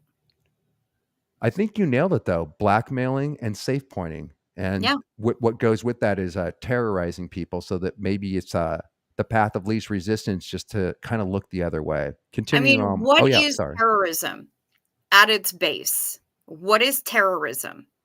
It's making people afraid to live their lives. That's exactly what Scientology does. And that's what their whole fair game is designed to do. Yeah, I think it should be labeled as a terrorist organization. And I believe, don't quote me on this, but didn't Germany, they at least labeled them as a dangerous sect? And Yep. I believe that they label them correctly as a terrorist organization. I might have that wrong, but they're not. And I Even see Mhm, Meerkat Moon saying, I'm mhm. sure I read or heard somewhere that they didn't deal with the asbestos because it would actually cost them more than the ship is worth. Yeah, that's I probably think, very true. Here's the yeah. problem, though, is that they have so much money Hmm. at their disposal, Yep. For lawyers and anything they need, right? and they're spending it on lawyers. And more importantly, they're spending it on PIs doing Yes. bullshit when they could be taking the one ship. Okay. And maybe this is just me, but they're upper echelon. The people who sign $1 billion with a B dollar contract, $1 billion year contract You got it. You got it. with Scientology are the ones who join the Sea organization. Sea, as in the ocean, as in the Apollo, the Royal Scotsman, Right. which was fucking misspelled because it was supposed to be the Royal Scotsman, but it wound up being the Royal Scotsman. Whatever. The Sea organization, they have one seagoing vessel, Right. and they can't be bothered to refit her, to make sure that that ship is seaworthy, to make sure that she has a crew. No, they're going to throw people on whatever. They're dealing with liability conditions, they're dealing with RPF shit, whatever. They're going to put them in the bilges, cleaning them out with toothbrushes. The ship still looks like shit. I know they have the money to do it, but they'll only put it into stuff that they absolutely have to, and emergencies or things that you think would get them shut down, like asbestos, even though they have the money to do it.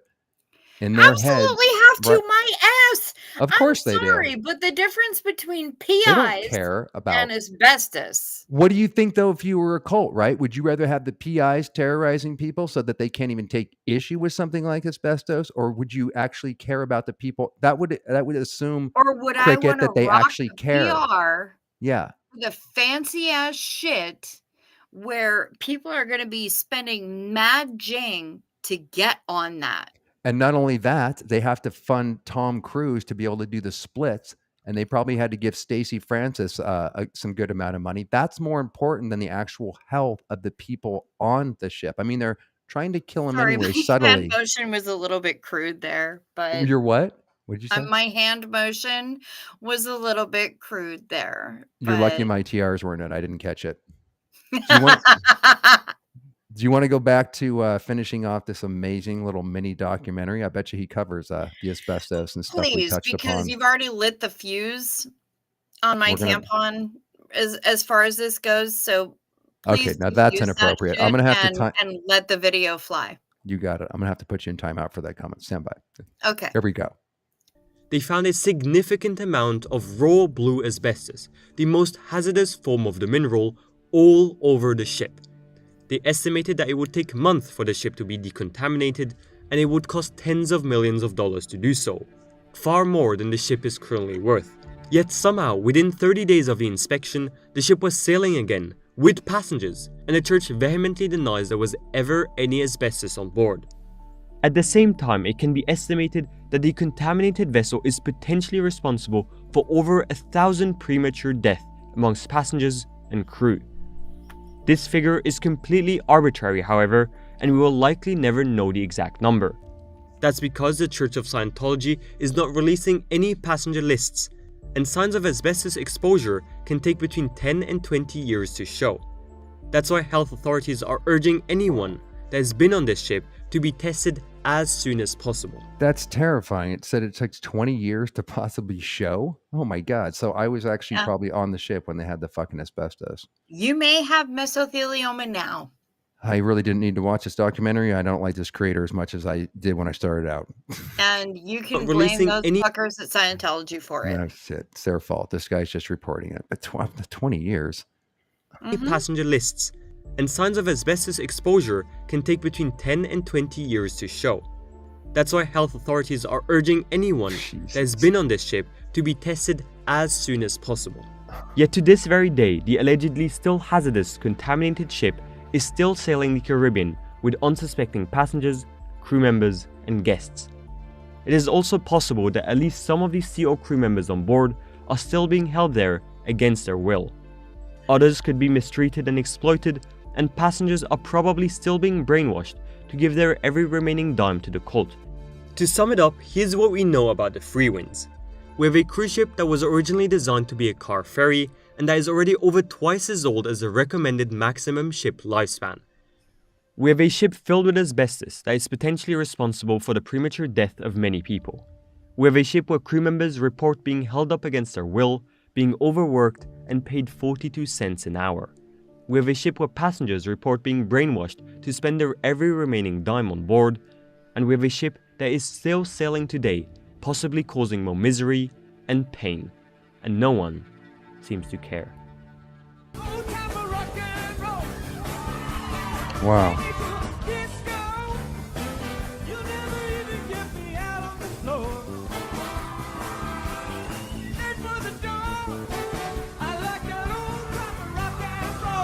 That's incredible. So it sounds like it actually still is a problem. I need to cut the stream short, Cricket, and get down to the nearest hospital and find out if I have asbestos from 20 years ago. Jesus Christ. I didn't know that was still a problem.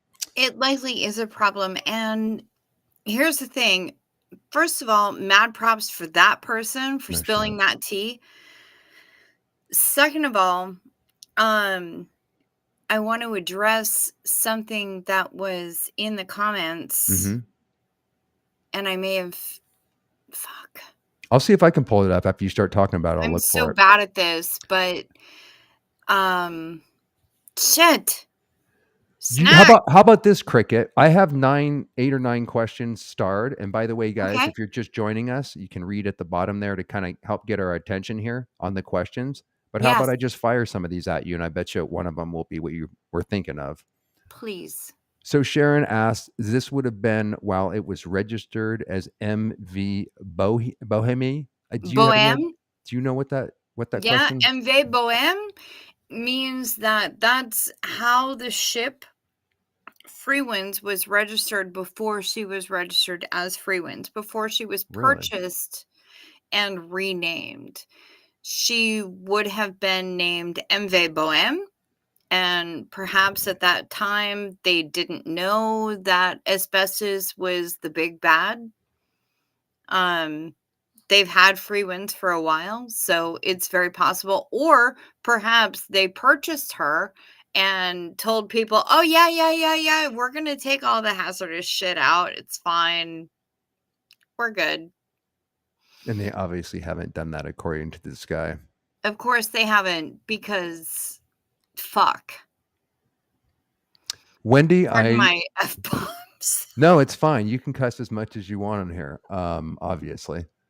Wendy already brought this up. Yeah, if you guys wouldn't mind tracking this guy down and doing the legwork, I'd really appreciate it. Let's get him on here to Bro, legit. This guy is full on, and I love him. Me for too. Him and the fucking tour guide in Aruba. I need to get back to Aruba No just to find this shit. fucking tour guide. Are you talking about Because that video I we will. played earlier? Yeah, that guy.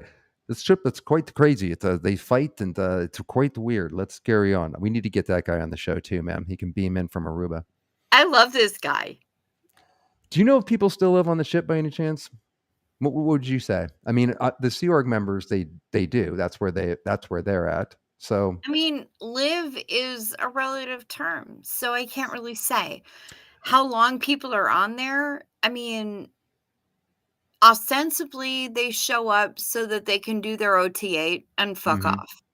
That's the public, and then the certain Sea Org members, like the captain. I almost played you another video, but it's too boring. But the captain would definitely be on there. Certain Sea Org members. I And mean, the just crew. ask Valeska. She was on there for fucking 11 years, man. So obviously they're quote unquote living on there. If you're staff, Yeah, because they will sentence people like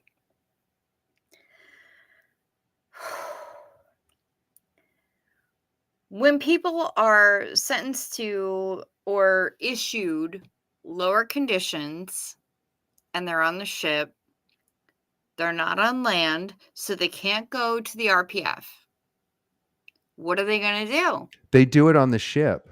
Yeah, which means that they're in the bilge and they're scrubbing that shit with a toothbrush. And what they have that appertains to what I was just talking about this course that they have called the Leadership and Competence course. We might actually bring that up, where they turn what the Sea Org members do when they're in the RPF on the ship into an actual fucking course that the paying public can pay for, so they can run around and do silly shit. I have to actually show that to you guys, but it'll be when you're talking while I dig for it, because I don't want to, take a Legit. bunch of time. But that's a good point you bring up. So yes, to answer your question, there's definitely people that live on there. Again, ask Valeska, who was there against her will. And the Sea Org members, the captain would be on there. And then, of course, they'd be allowed to go on shore and stuff. But the public actually just Barely. go on there. Yeah. And even, I can't imagine what their fucking If you're life is assigned like. lower conditions, you're not going on shore. You're scrubbing the correct. bilges with a fucking toothbrush. You're That's getting correct. overboarded. Yeah. You're being treated like absolute filth. You're treated like a barnacle. Yeah. Well said. And, you know, I mean, barnacles on ships, not good things. So if you're treated like a barnacle and you're an actual human, that's fucked up. When you are in lower conditions and you're stuck in a chain locker, Yeah. that's fucked up. That is not how humans should be treated at any time. And I realize that humans can do some really messed up things. I get it. And even the people who have done some really messed up things should not be treated like that. They should be disciplined in a way that is Humane. in line with however we do discipline, whatever. But you know what? Keep them out of the bilges. Keep them from scrubbing dumpsters with fucking toothbrushes. Keep them from being thrown into the water. Because that happens. Yeah. They throw people overboard. The overboarding is a thing. And this is older ladies cricket that they would do it, and older men from 30 Yeah. feet up, maybe even higher. I mean, that could break a bone. That would scare the shit out of me, even That though could break a significant bone because, Yeah. I mean, when you're talking 30 feet above sea level. Mm-hmm. Could you imagine that, by the way? Just picture yourself 30 feet getting ready to go down and you're in your 70s, you know? Okay, so when you're dealing with land measurement, each story is approximately 10 feet. At sea, if you're going 30 feet above sea level, that's 3 stories. It means that you're being shunted out of a 3-story window. I think that's the minimum too, Cricket. I think it might actually be higher than that. Yeah. I'm not sure I had that number right. It likely is. And the higher up you go, I mean, yeah, everybody's like, water. Oh, water is nice and it's lovely and soft. And yeah, you know what? When you're falling from that shit from a height, it is going to break bones. Water is brutal, especially when you hit it from altitude. Speaking of what we were talking about earlier, let's show people, Cricket, a little bit of the Sea Org discipline that was turned Yes. into a course that they can make money off of with public. And it's Please. called and then I'll share with you my experience on what the hell I did on the ship. And then you can continue on with explaining your experience of interacting with people. So this is the Cult of Scientology's Frewinds Competence and Leadership Course leak. This was put out 10 years ago, and I'm sure they still offer it today.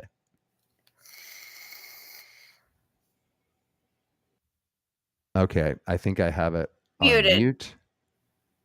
At least I didn't mute myself.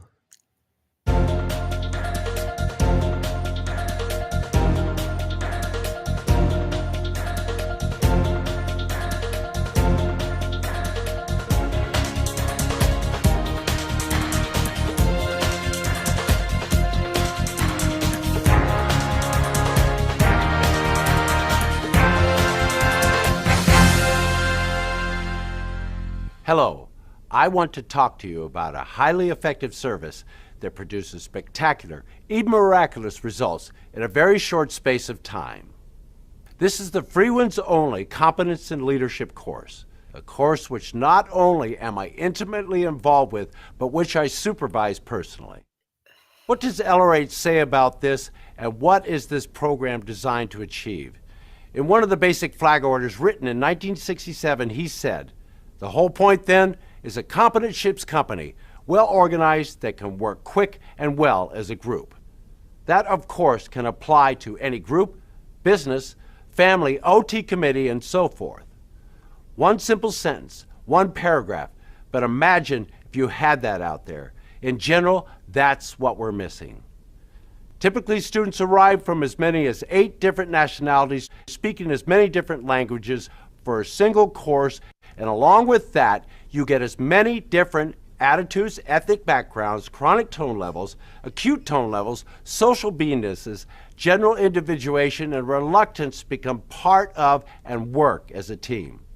I have found having... Did you guys catch that? Did you catch the Orwellian translation and see what they're doing? So they're literally doing, as far as I understand, Sea Org, drills for punishment. And the word salad that he just said was, again, if you throw it through the Orwellian translation, it's Sea Org discipline. That's what we're missing. Beingness. Typically, students arrive from as many as 8 different nationalities. Did you hear all that speaking shit, Chow? Beingness. Let's listen to that sentence again, because that was one hell of a It's phrase. total word salad. But even for a Scientologist, and I'm not even sure I busted that out within my family unit. I mean, that was pretty incredible. But listen to how kind of evil it sounds. Many different languages for a single course, and along with that, you get as many different attitudes, ethnic backgrounds, chronic tone levels, acute tone levels, social beingnesses, general individuation, and reluctance to become part of and work as a team. Of course. I have found, having put over 2,000 students... In other words, did you catch that, Cricket? In other words, we're going to brainwash you until you fucking do what we say. Yep. Jesus. 100%. Acute tone levels, social beingnesses, general individuation, and reluctance to become part of and work as a team. I have found, having put over 2,000 students through this program, that being part of a team is not really the popular thing to do out in society. The popular thing to do there is to be very individuated. Now, wow, I haven't seen this in a long time, Cricket. Are you catching this, man? And how, like, He's trying to talk about the popular thing to do, the popular whatever, meow, meow, meow. But what's It's really bullshit. blowing my mind is everything circles back around to the third or group dynamic, as you know, Yep. right? So you have self up to God or infinity, which is the 8th dynamic. And this is his discipline, like I said, coded in Orwellian language, but somehow selling it as a course to basically say, fucking do whatever you need to do for the group, for Scientology. And if you're not, you're fucked up. And then he makes being an individual, which is what I became step by step after deprogramming from Scientology. That is like what I would say is the real life journey, to individuate, from the group and maybe suss things for yourself and get an exterior perception of everything. But everything, sorry, Cricket, I'm just getting restimulated, man. Everything is 100%. about this fucking group, and they pushed the group, and that should have been red flag number 1. If I had any basic training on sociopathy, that should have been a red flag. I know. It's just, but I could have. And that's how you have to give yourself forgiveness. I do forgive myself, but I would have saved a lot of time. That's why I bang on about HG Tutor. Like, that was a light bulb moment where I was like, God damn it, if I just had this basic information. And mind you, Cricket, this is after reading a bunch of books on sociopathy too. So I didn't really get it, but somehow that man's information clicked. Here's the red flags. And if I would have had this as a teenager, which is why this coercive control should be taught in schools, because I and many other people that simply don't run across this information could avoid it and see the red flags, like the very thing he's talking about the group. When I was growing up without this information, that made a lot of sense to me. And I felt whenever I was individuating, be it from my family or the culture, the group thing, I thought that was bad. But if I would have known the red flags, I would see that that's actually a good thing to individuate. And I would have left Scientology right away, no matter what the fuck my parents said. Of course you would have thought that was bad. And that makes sense, because you didn't have the resources. You didn't have any kind of access to things that would have made it make sense to you. Because when you were small and your dad got into this shit, you didn't have the resources. All you had was dad and mom, and they are the ultimate source of everything. Yeah. And it wasn't until way later that you were able to have that kind of discernment. It's okay. You can forgive yourself, because when that person dropped those books on your doorstep, you were finally at a place where you could absorb that information, where you could figure that shit out. Because before then, you were under complete control, and that's not Yeah. your fault. I appreciate you saying that, my friend. It just sucks, Cricket, because if I would have had the information earlier, I missed a lot of years, and then I spent another decade. So I woke up in my early 30s, and then as a 6-year-old child, where I missed so much experience because I didn't have this basic information. And this is why I'm so passionate kind of about pushing it and sharing it on the channel, because I know it could save people. So they don't have to waste, 2 decades and miss their all the years that are important. So that I can't get back, and that part fucking sucks, man. It's just a lot of wasted time. But you're getting it back now. Yeah. I You can't are. I You can't do are. my life over, but damn it, I really would You're have getting loved your to have life known this. over. You're getting your relationship with your mom. That's true. Thanks. That's There true. are things that you're getting back that you never would have been able to get back if you hadn't been able and hadn't accessed the information to open your eyes. That's To exactly wait. what. Yeah. Thanks for saying that, Cricket. That's also what that psychopath says. He says, don't worry about the past. Here you are now. You can now access the information. So basically carry forward. It's just And the yet photos that's that you. fucked him up, because you know what? The now is really what is important. I know this, Cricket. It's just these fucking photos that you sent over a few weeks ago. I didn't expect them to remind me of so many things. And we will get into the experience on what that was like. I mean, it wasn't tortured like the Sea Org members or anything, but it was just such a manipulation of being like put there under false pretenses for one thing. And it all looks so silly looking back on it, Cricket, where it was literally wasted time. Like I didn't need to do any of it. This one, don't be so bloody hard on yourself, man.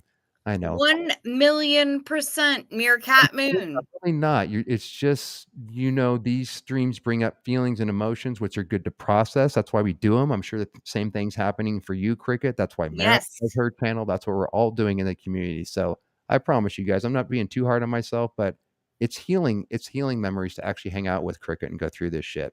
I really The processing is important, but also the being able to forgive yourself is important, because I mean, we've all been through some shit.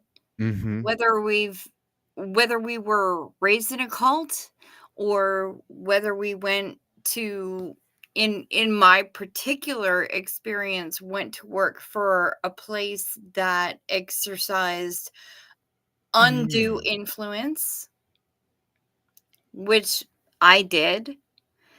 And yet I was able to pull some really amazing positive experiences from that. I'm glad you know that too. It's not wasted time, right, Cricket? Because like I've It's said, you not. do get some value out of actually going under in that extreme way. I know it's a None weird. of our time is wasted.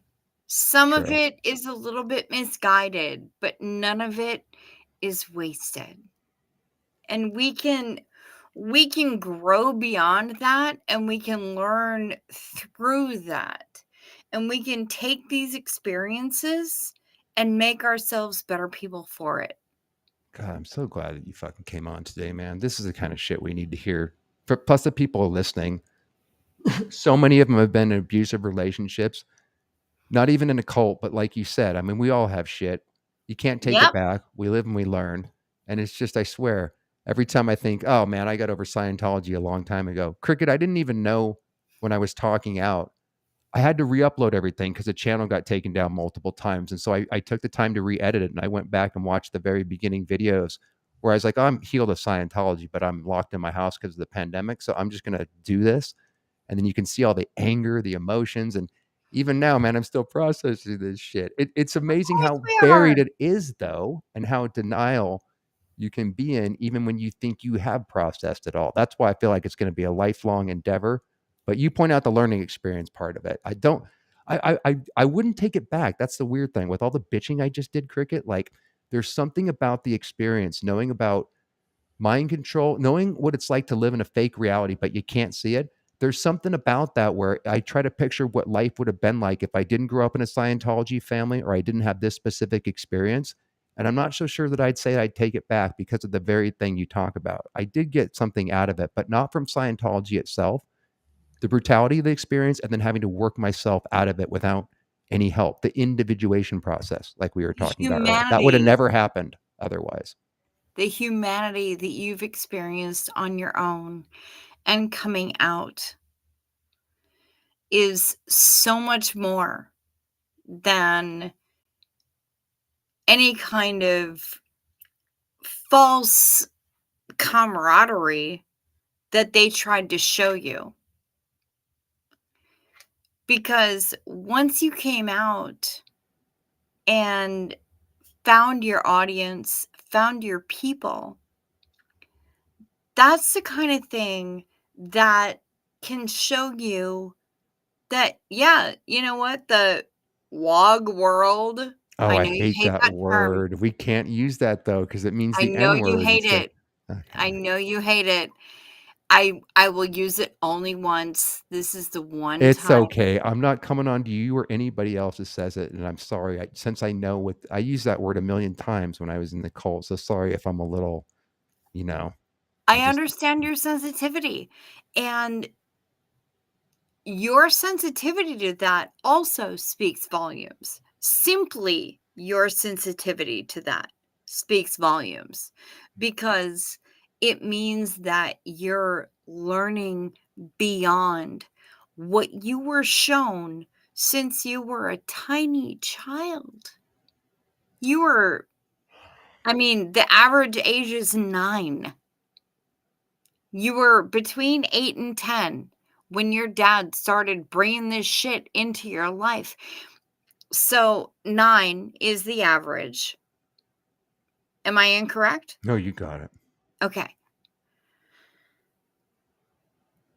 When you're that small, you are so still impressionable.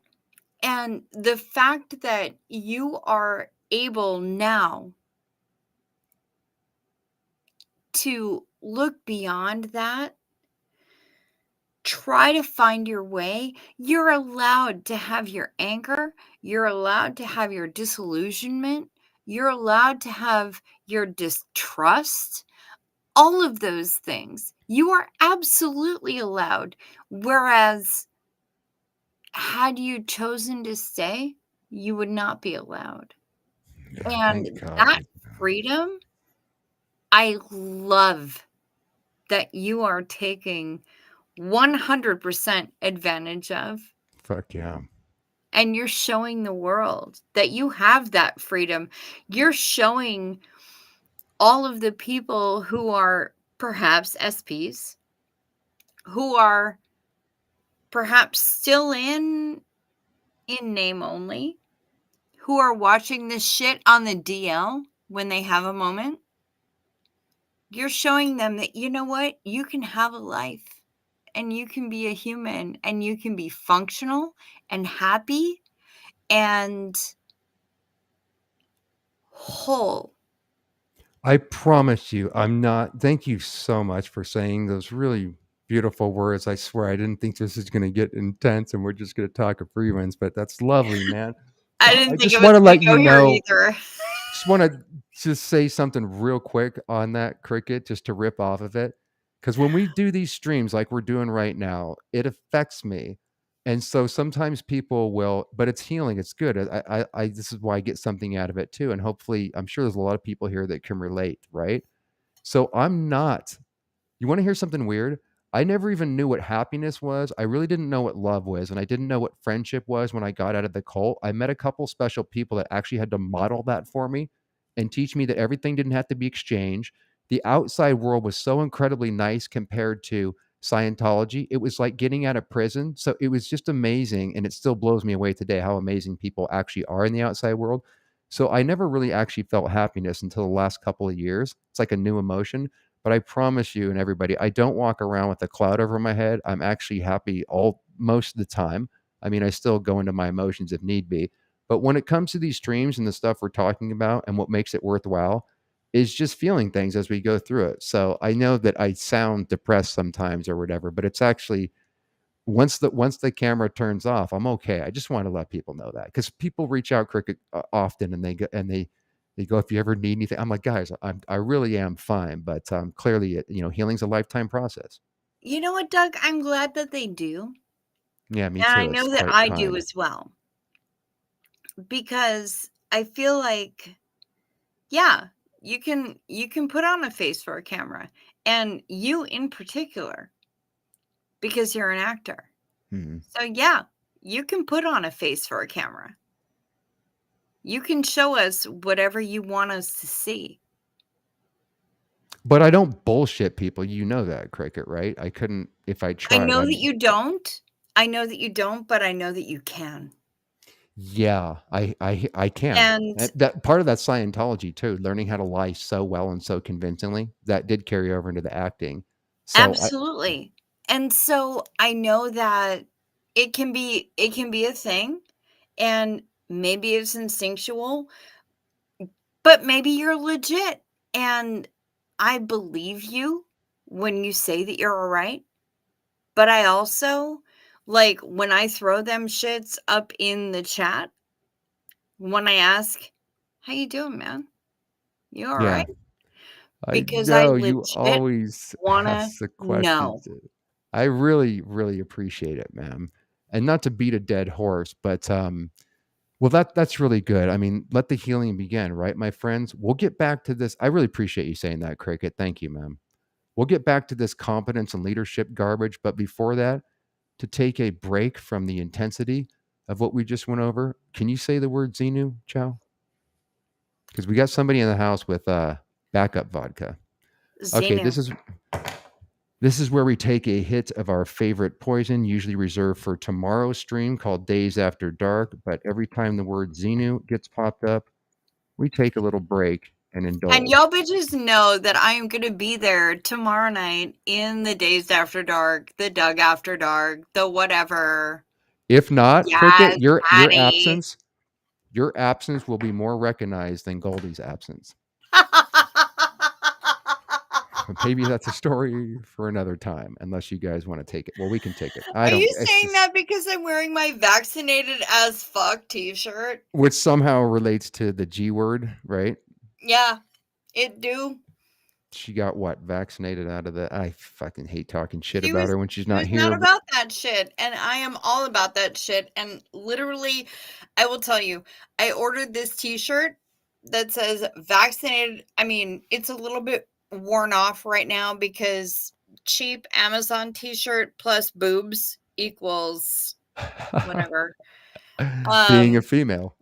Yeah, it's just shit happens.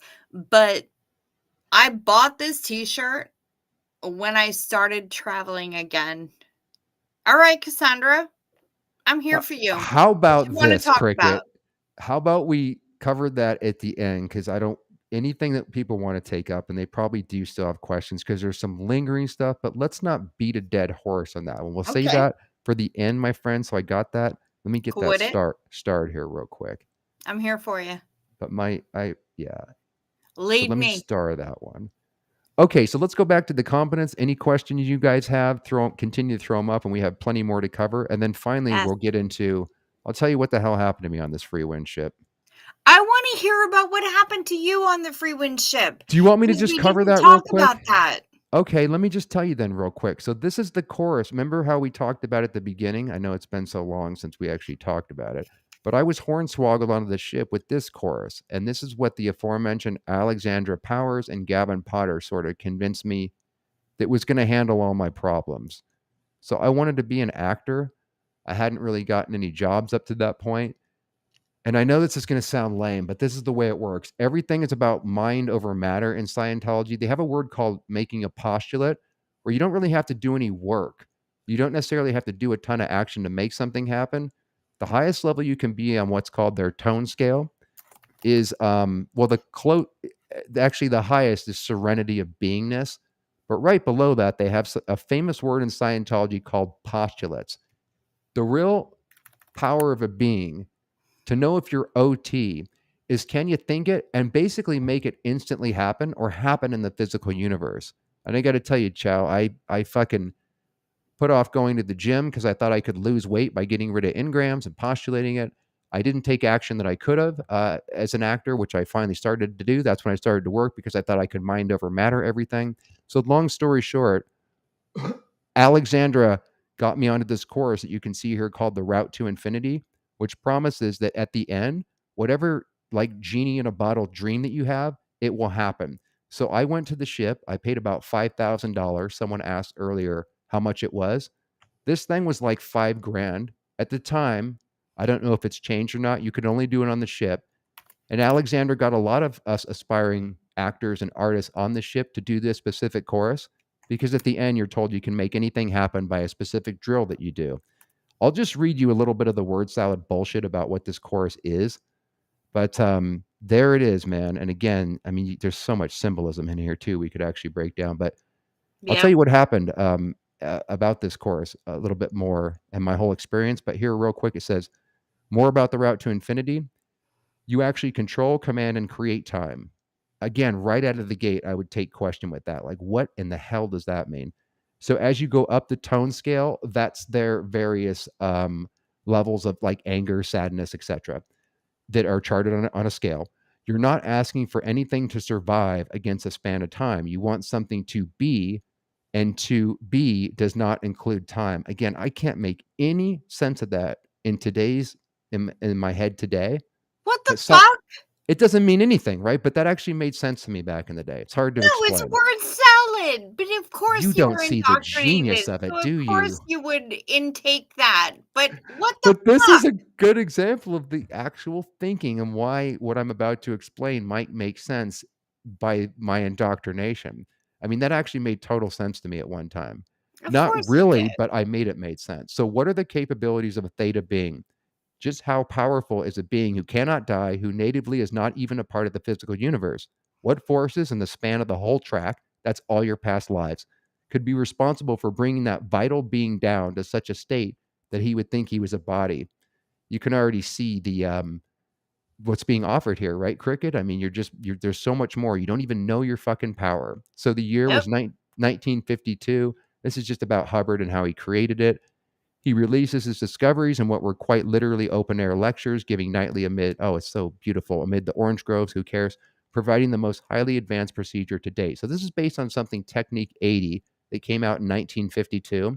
And since none of this shit worked, as we all know, he kept revising it and creating new techniques, but this was all the rage in 1952. Rather than looking through all the tangle and confusion in the pre-clear's bank, that's a subconscious mind containing trauma, L. Ron Hubbard had discovered a new approach. Quote, Technique 80 is the practice of beingness on each dynamic successively, and the practice of beingness on a dynamic until you can be that whole dynamic. That summarizes what this course is basically about.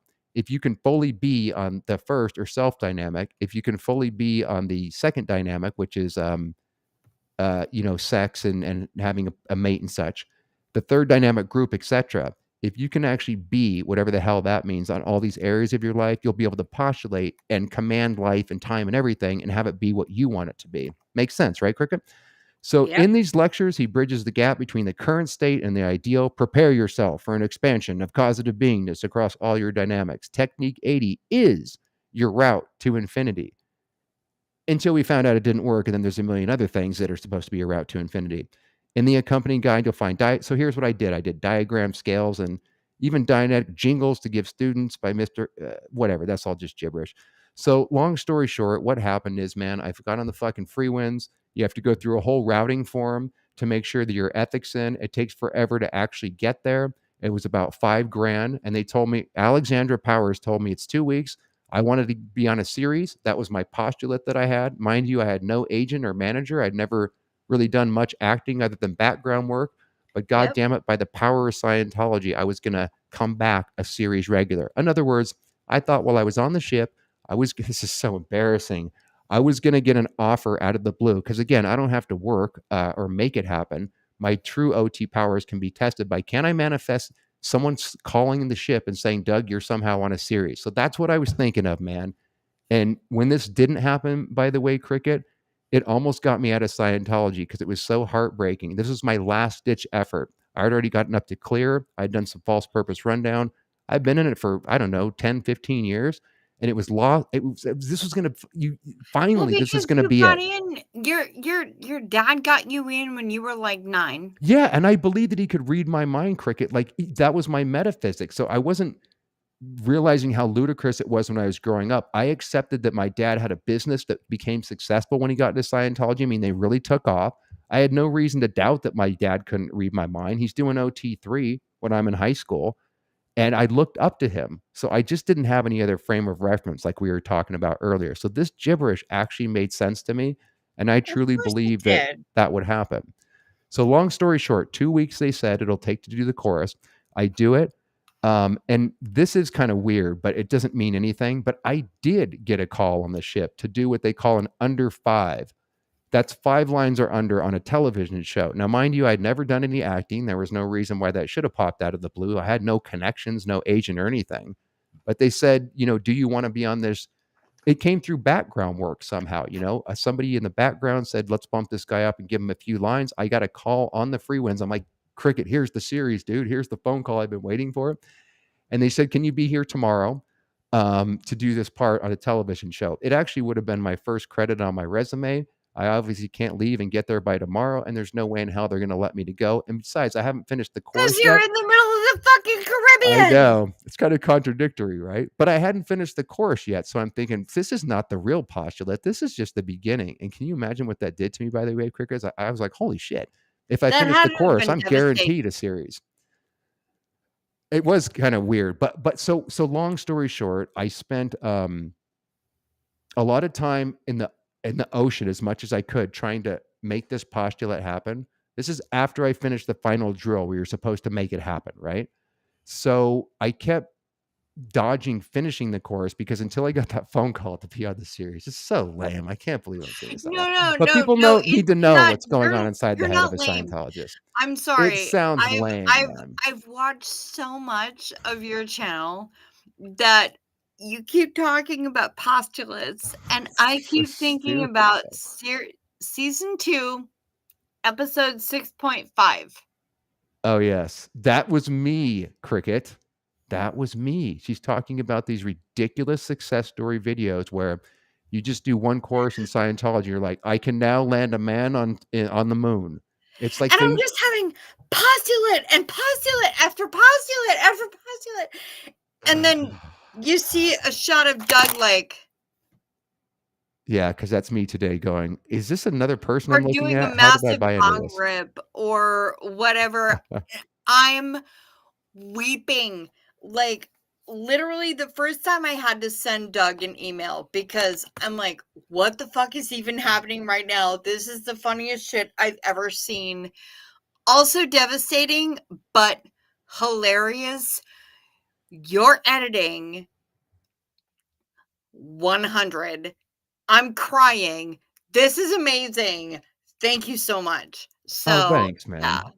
Thank I you. mean, anytime I hear the word postulate at this point, I either see you with one eye open and the other eye kind of half dead staring at the camera, or I see you doing a massive bong rip, waiting to go, all right, so what this airhead is talking about is meow, meow, meow, meow, meow.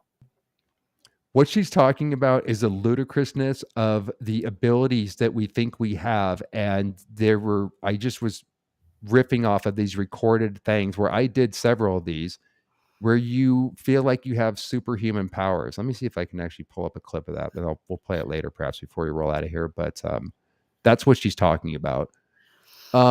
Cricket, let's go back. There's so much going on here. So we have comments to take up and everything, but just to finish up this story with, this course that I ended up doing, the Route to Infinity. So I paused on actually completing it because I never, of course, got the phone call that I was a series regular. And I had serious doubts when I came back from the Frewinds. That fucking stung. And that could have been an opportunity to wake up. But then I got back on my high horse and I wanted to continue because it's always the next level that's going to handle it. But that one fucking hurt. And I will link in the description box where we talk about the Frewinds and all about that. So I don't, bore everybody to repeat the same shit. But what the problem was is they don't let you off. So it was supposed to be 2 weeks. I'm already there like I don't know, probably a month just finishing that course because everything takes longer than they say that it does. They have something called a check sheet time, which is always underestimated on how long it really takes. So courses will say 2 weeks full time, 3 weeks full time, whatever, right? This is a 2 weeks full time course. If I remember correctly, it took at least a month and I was going more than full time. And then they wouldn't let me off the ship until I signed up for another course. Now, mind you, I think I had to borrow money to get there. I didn't have any money, and they really wouldn't let me off until I did another course. I argued, they threatened ethics and all sorts of shit where I'm going to be in a worse position now if I never even showed up to the ship. This is part of why I almost bailed, Chow, and why this shit hurt. So I not only, blew $5,000, the series somehow didn't come in, but they wouldn't let me go off. They would not let me go, Cricket. It was like literally, they weren't How? holding me against my will, but they manipulate you, man. They just make it about, they threaten ethics. You're already here, Doug. You didn't get the wins on this, but this is the one that you really need to do. And they got me to buy another fucking course. So I was there another couple weeks or whatever. Even then, they tried to sell me a third one. It was impossible to get off of that ship. And that's why it left such a. First of all, Alexander Powers promises me this is finally the solution where Doug can be an actor, right? Because I was trying to use Scientology through postulates rather than just working. I mean, I did work, but it was mostly, there's so many other things I could have done without this postulate bullshit. So I believe that the tech works too, and clearly here it doesn't. I just blew $5,000 that I could have put towards pursuing the acting career. They wouldn't let me on the ship short of like literally tying me. I mean, I really had to give them more money that I didn't have. That one on a credit card. I got to make fucking, long distance phone calls. I have to do a course that, well, maybe they're right. Maybe this will handle it because I can't leave here with bad indicators. So nothing happened on that. They still wouldn't let me off. They wanted to sell me the third course. I'm thinking in my mind, Alexandra, when I get back, I'm going to bitch you out at Celebrity Center because this course did not do what you promised. And Cricket, she got many, many of us aspiring Scientologists or actors, some which actually became famous and made it. They were on the ship trying to do the same thing. So it was the way she sold it that basically promised, your auditing isn't working out. Your courses aren't going well. You young artist, you're not making it. I promise you, this is the course, because that's what fucking Alexandra said got her into acting. That's what she said got her that movie role, Last Man Standing. She used her own acting while she's in the sewer. I'm not here to interrupt. Huh? No. I'm here for you to give your story, but I'm going to say, yes. As much as I diminish myself, I recognize my own. What do you mean by that? I mean that you can talk about how little that you made it. No, You I have did your after own I left. talent. I did. Thanks, ma'am. Thank you. But there's more now that you bring that up. The thing is, I only started to work right when I was beginning to wake up. I never got to put anything on film either because of I really got. I want to talk about, I don't want to get off track, but you just bring up a good point. And somebody asked a question about, are you still acting, Doug? Which I have started. So let's cover that at the end. But you bring up a point that I could babble for 20 minutes, but I just want to finish this first so we can move on to, because we're right in the middle of finishing a video too, and you have more stories to sell. To share. Is it time to take another bong hit? Okay. Whatever. So there you go, guys. After this, let me just please get through this. So you guys, after that long gibberish, in 1 second, guys, or hit it, and I'll join you in a second. You guys know what happened to me on the Frewinds, my frustration, beginning from Alexandra Powers to what my dumb mind was thinking. And then I came back, and that almost got me out of Scientology, or at least it left a shitty taste in my mouth. So we covered this video already. We got your photos. Okay, back to this, Cricket, and then we'll riff on what you have to share about your interactions with people, and we'll go through those fucking photos, and that'll give me time to start more questions because we got plenty to cover. But as we were talking about, this is what they put the Freewinds people through. That's now offered as a fucking chorus on the prison ship. Carrying on. Cricket, I'll be right back, man. I have to go tinkle, and so cover me. Nah, do that thing. All these individuals come in, and everybody is an individual. We're not talking about individuation now. We're talking about an individual. And we as Scientologists build that individuality while putting aside the individuation. So students generally come in with all of this going on, and it takes about 36 hours to get them all under one team. And after about 36 hours, you have a real team action going. Every student joining the program comes in at a different level. Some look at this program and think it's kind of tough. Well, as each person comes in, we do some assessments and assign the person the bar or level that person is at. It is a very personalized program. Each individual on the program is brought up from wherever they started across many different activities to a higher level each day without violating the subjects of gradients. Everybody reaches the next level every day. This technology of applying gradients is a very exact technology, and we do apply it exactly on this course. So if you enroll in this program and you're a world-class athlete, you're going to be a better world-class athlete when you leave. If you enroll and you haven't really had a lot of motion in 20 years, by the time you leave, you're going to feel a lot younger. LRH said in his St. Hill Special Briefing course, aging is caused by a lessening ability to confront action. That is all. It's not. Cricket, is this stupid or should we keep going? I haven't been watching it. You know what? Should I 2 times speed it? Indoctrination, and it's a lot of bullshit. Okay. I'll tell you what, 2 times speed just for about 1 minute, just to see what else it offers. Then we're moving on to the pictures next. Bring it. Some more capture to the maniacal Scientology vibe by going 2 times. Also, Mm-hmm. I got a shout out to OBG Foster, who was talking about Delin. I can't remember his first name, but he's talking about the Mormon Stories guy who does amazing marathon. Wow. fucking- We might beat him in this one, Chow. We're going. John 4 Delin, something Delin, but he does the Mormon Stories. I've watched a lot of them. I know who you're Yeah. talking about. Yes, That's not the guy that Aaron had on today, right? That's a different guy, isn't it? legit. Yes, Okay. totally different dude. I know what his channel is.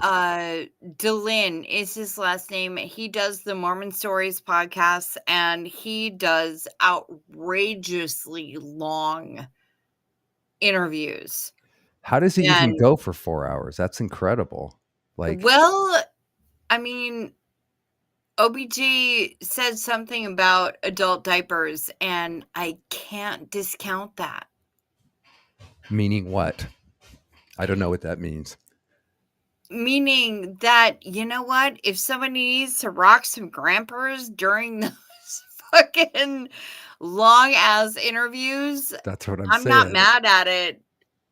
I'm here for the legitimacy of not being able to rock a 4-hour interview without a bathroom break.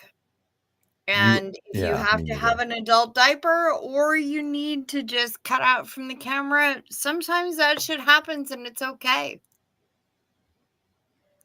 Okay, so people don't want to. That's enough on that video, right? We don't need to beat a dead horse. So, Yeah. do you have any information going back to your photos? Do you want me to flash them up there and you can just riff on whatever you want to say? Do you have any You're stories that welcome you'd to like do to so. share about any other people that you talk with? Just your general interaction, the vibes, the stare downs you might have been getting from people. What was the experience like? Anything you'd like to say on it before we kind of wrap up with quite a few questions that people have? That first shot is the shot that I sent to Borderline What? Right. Being like, oh my god, we're birthed right behind the fucking Frewinds. Holy shit snacks, this is happening. And he lost his mind and it was amazing. So yeah, that's basically the story behind that shot. Okay. Let me make sure we're okay. That's the beginning. The next one. We know that Yep. we covered the feel my finger. You have anything Feel else? my finger.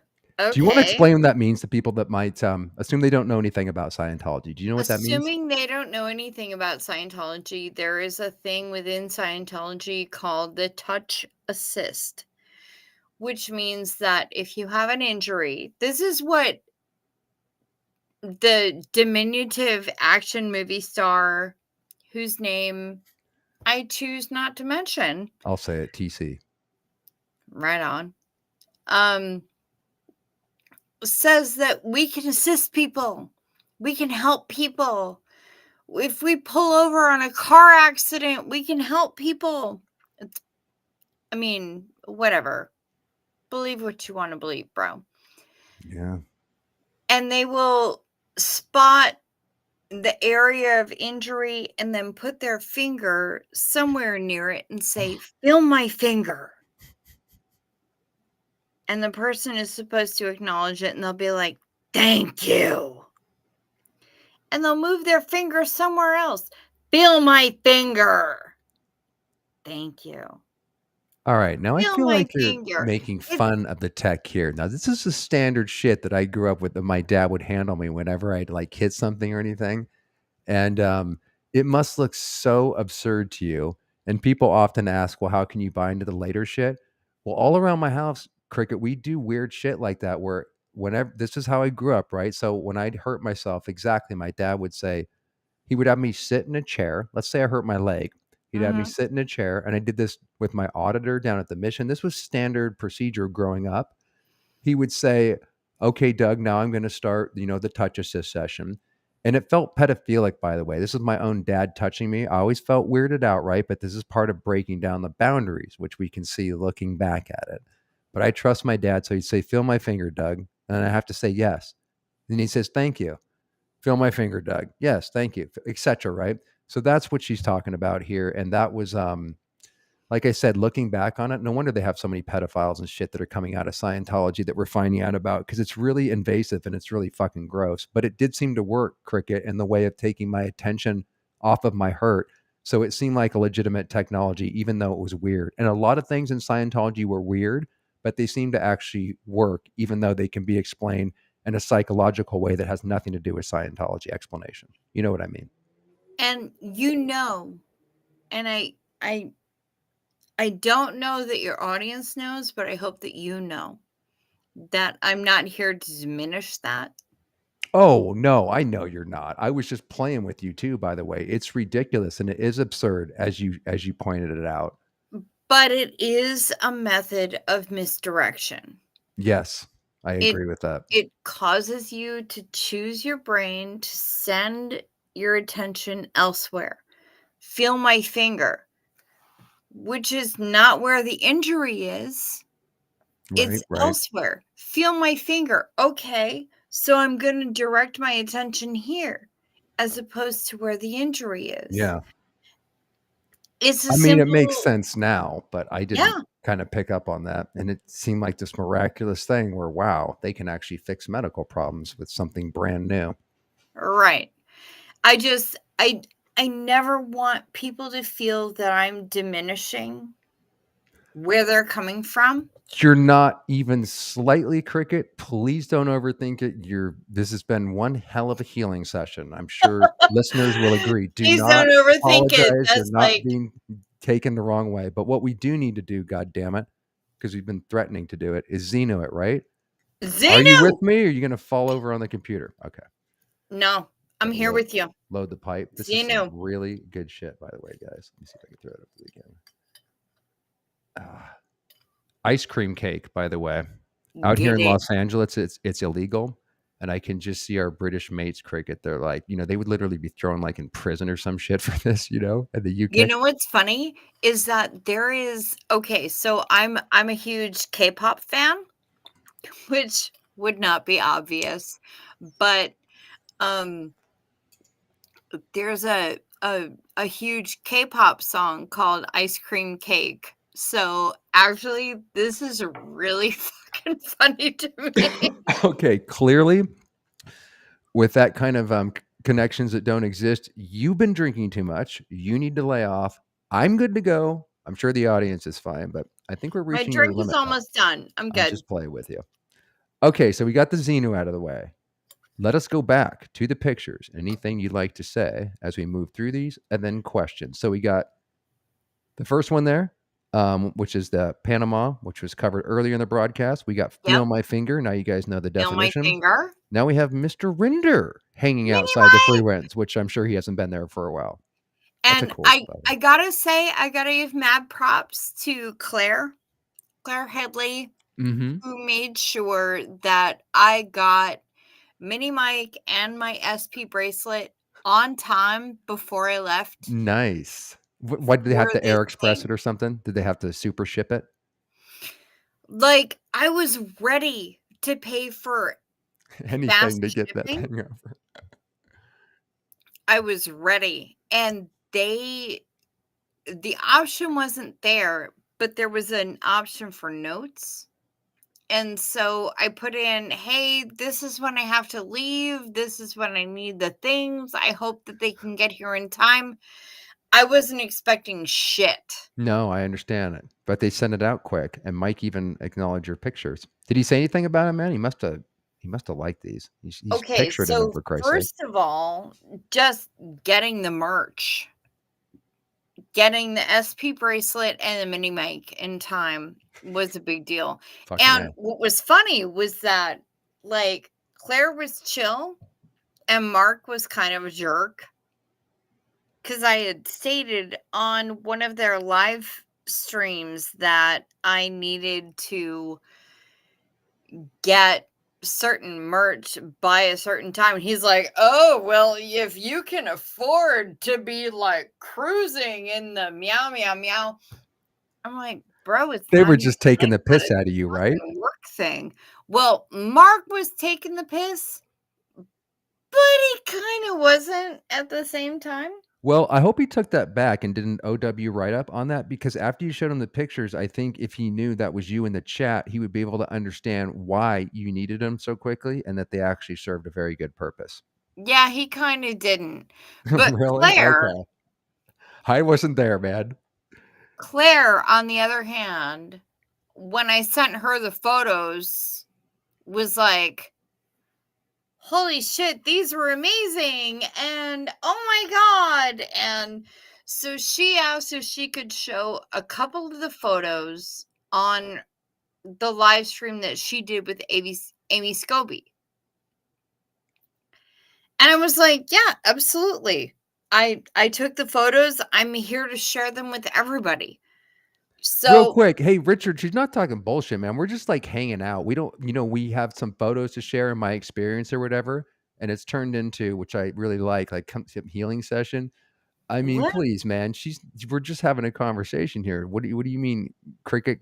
Cut out the drink and let Doug run the show. I mean, there's nothing to run here. We're just chatting. We're just sharing. Cut the fucking bullshit and let Wow. talk seriously. I don't feel like I'm not being allowed to talk. But hey, Richard, it's all cool. It's all good, man. I see you in the chats or whatever.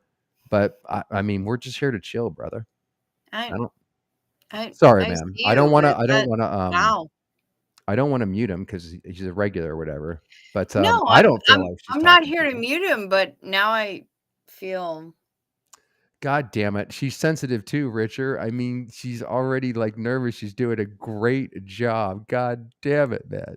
It's my first time commenting that much on a channel, and I'm disappointed on how it goes. Okay, fair enough. That's your opinion, man. But everybody else seems to be having a good time.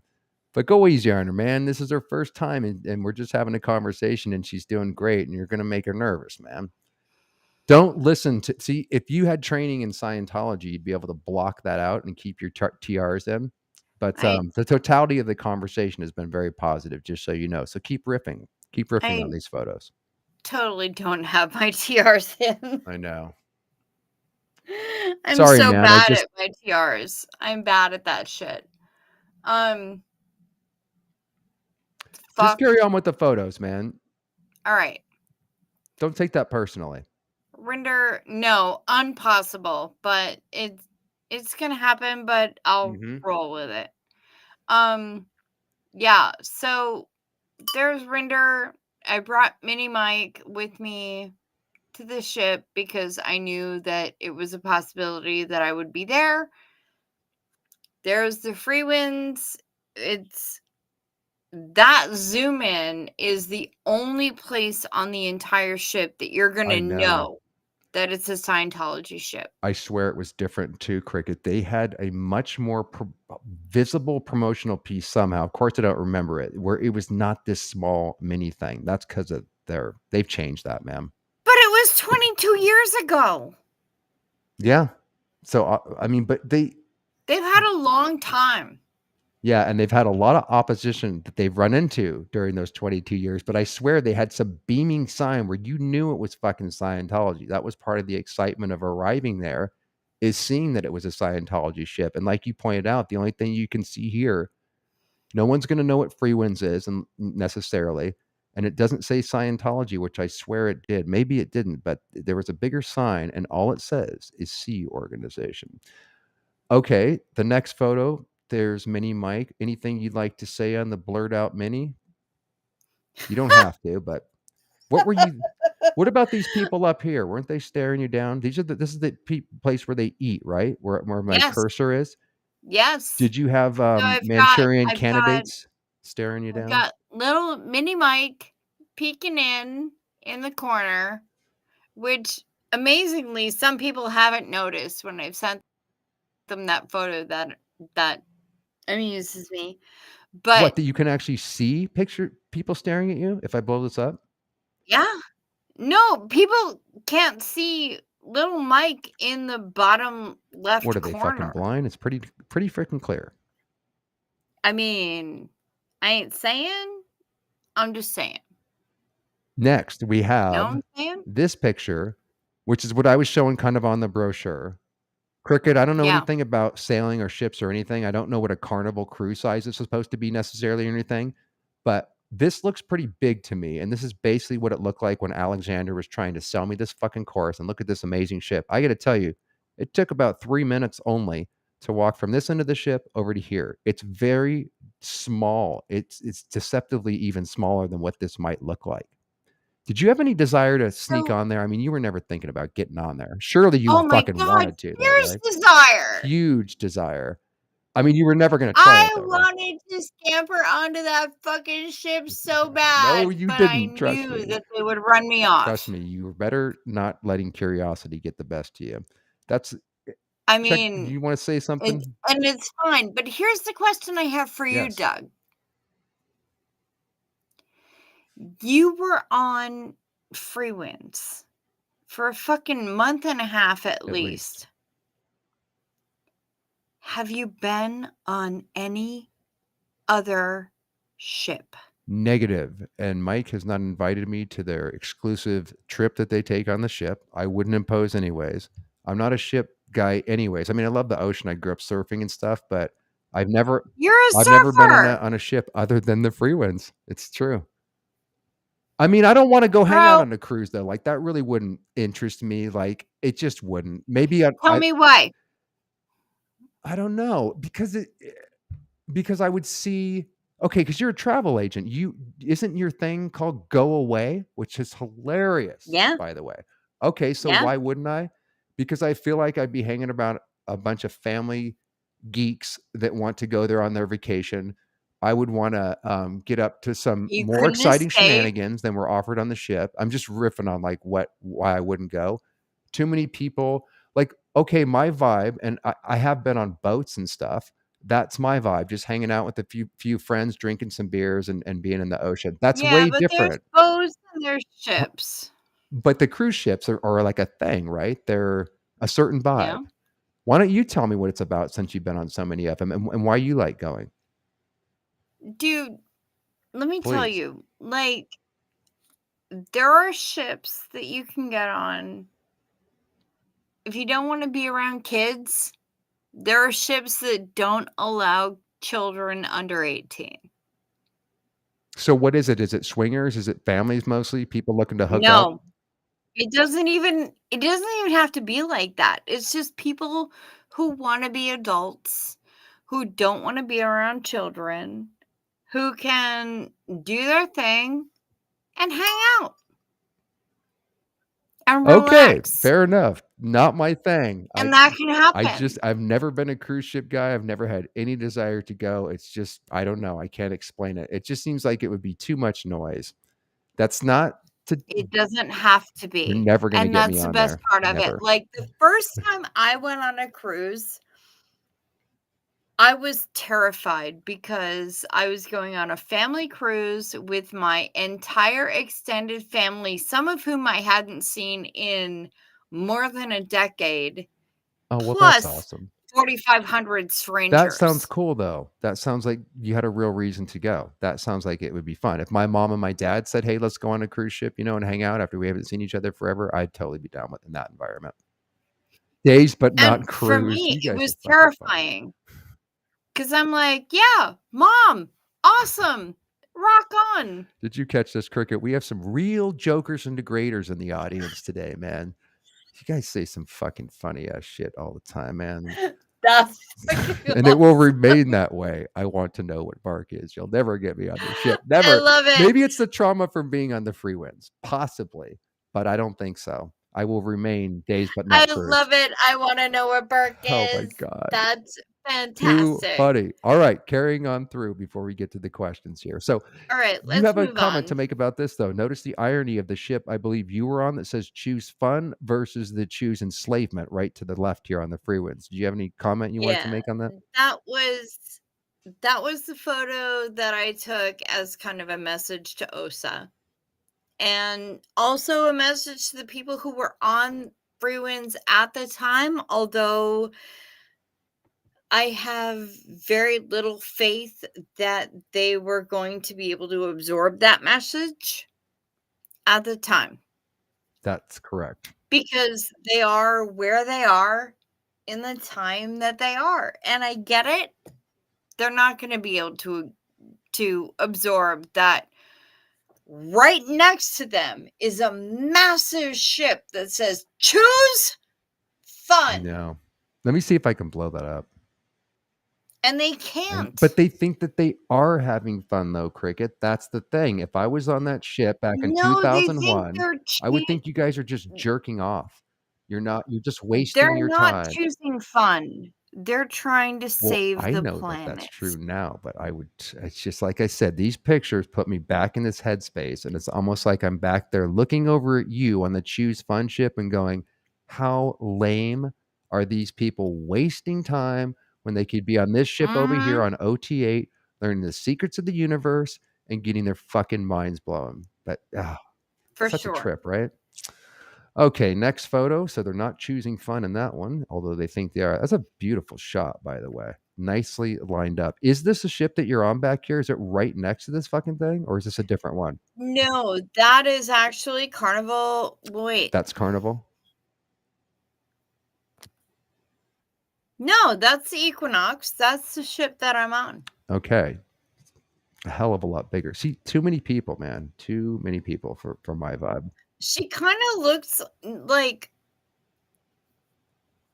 Frewinds kind of looks like a tub toy when you look at her next to Equinox. Yes. Okay, so you guys can get the size difference. Not that size matters, gentlemen. It's tough because forced perspective is a thing. And exactly. I had a challenge with that, just trying to find a way to make the perspective work. You made it look bigger than it is for sure, because that looks deceptively big right there. You can get the size difference, but like I said, from the brochure, this thing looked fucking enormous to me. But Cricket, seriously, when you get on this thing, it's really, really small. These pictures don't even do it justice. Like that looks halfway large. It's so incredibly small, and the pool is super small, which someone mentioned before. So everything's perspective. Okay. Do you recall how many decks Frewinds had?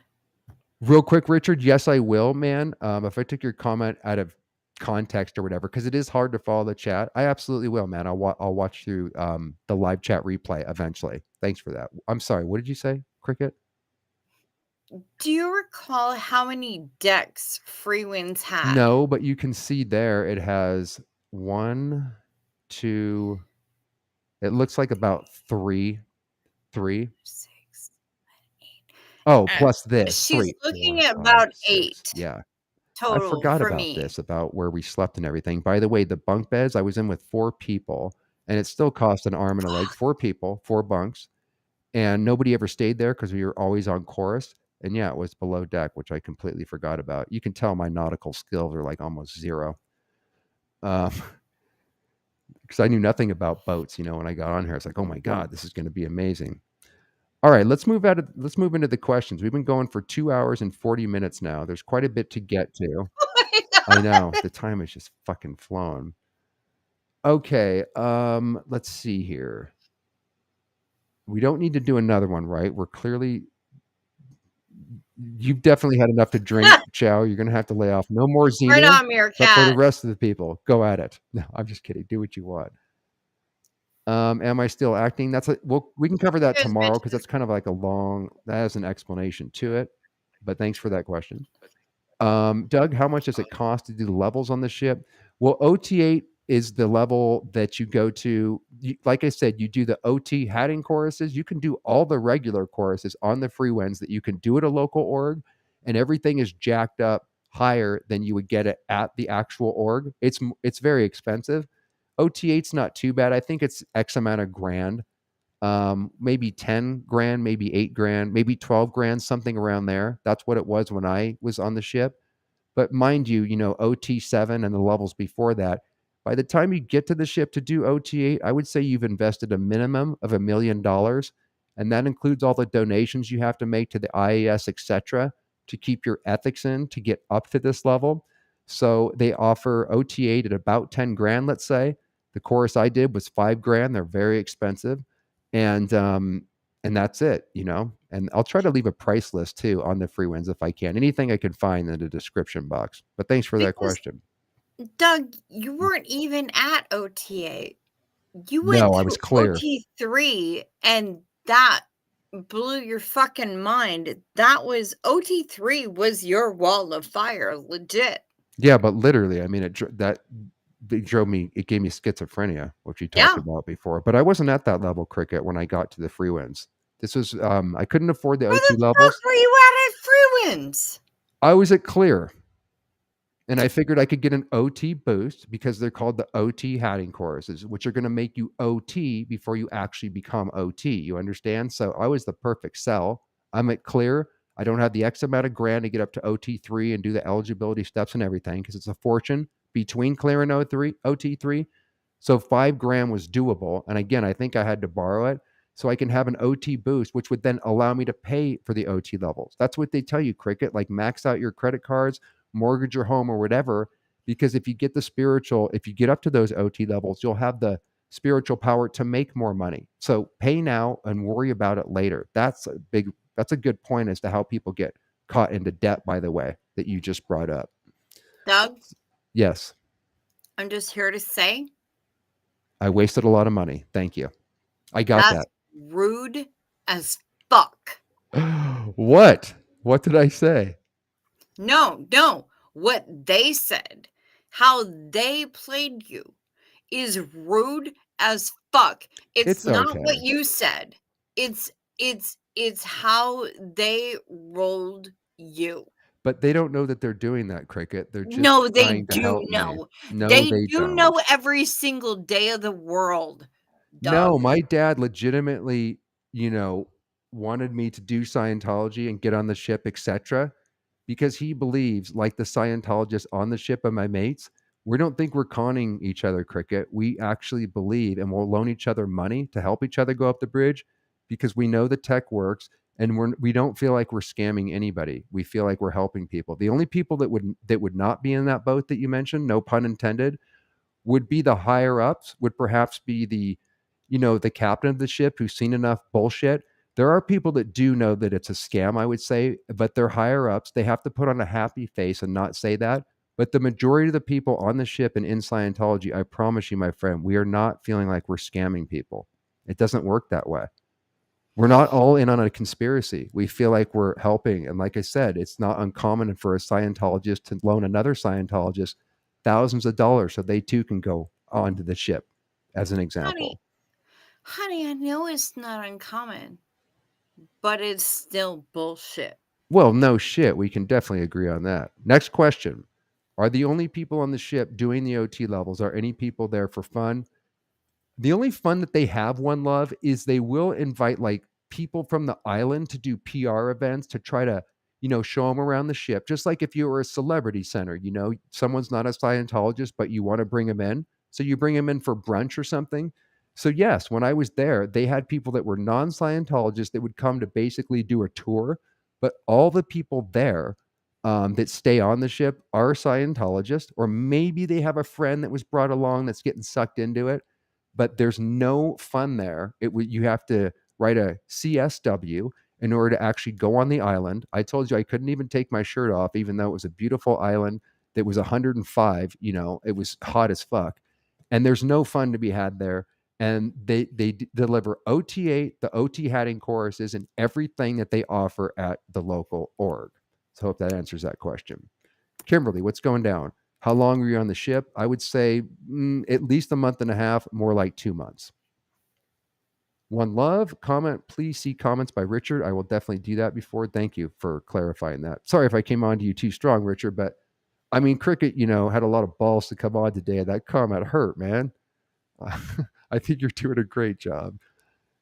Philosophy, it's the way they say nothing with such confidence, and like they had this secret text so arrogant yet saying nonsense. That's in reference to the competence and leadership course that we just watched earlier. A werewolf. I love that name. I would choose to look at the potential for you to be saving lives right now, Doug. Thank you. Cricket, this is in reference to our healing session that we had earlier, where we invited Jesus into our lives and we had a moment there, right? Your experience has a brilliant way of informing others for us. What, you haven't found Jesus yet? Okay, we'll talk about that off stream. I just offended all the Christians now. I think he's probably behind the couch. I knew that's where he was, and that's why I haven't found him yet. Well, we'll cover this one for the very end, just so we can go out on a bang, and also because I feel like that's still hanging out there a little bit. I've gotten some calls from some friends. People might wonder, just a little bit about that, but I don't want to harp on it. Philosophy, how are you doing, my friend? The way language is used is very interesting, especially in Scientology. We're going to delve into their neurolinguistic programming, how Hubbard structured the sentences together. The very word of Scientology having the word science in it. There's so much to the words where even the way that they're structured and put together is part of the hypnotism and the putting you into this new reality via reframing of words. And Hubbard was an expert in all this stuff. He really was well schooled in these new cutting edge psychological ways to manipulate people. Cricket, this wasn't even known about. This is kind of like cutting edge psychology that Hubbard was doing back in the 50s to put people under control. Yep. The gibberish is like coded for those in the group. Exactly. That's what any cult does.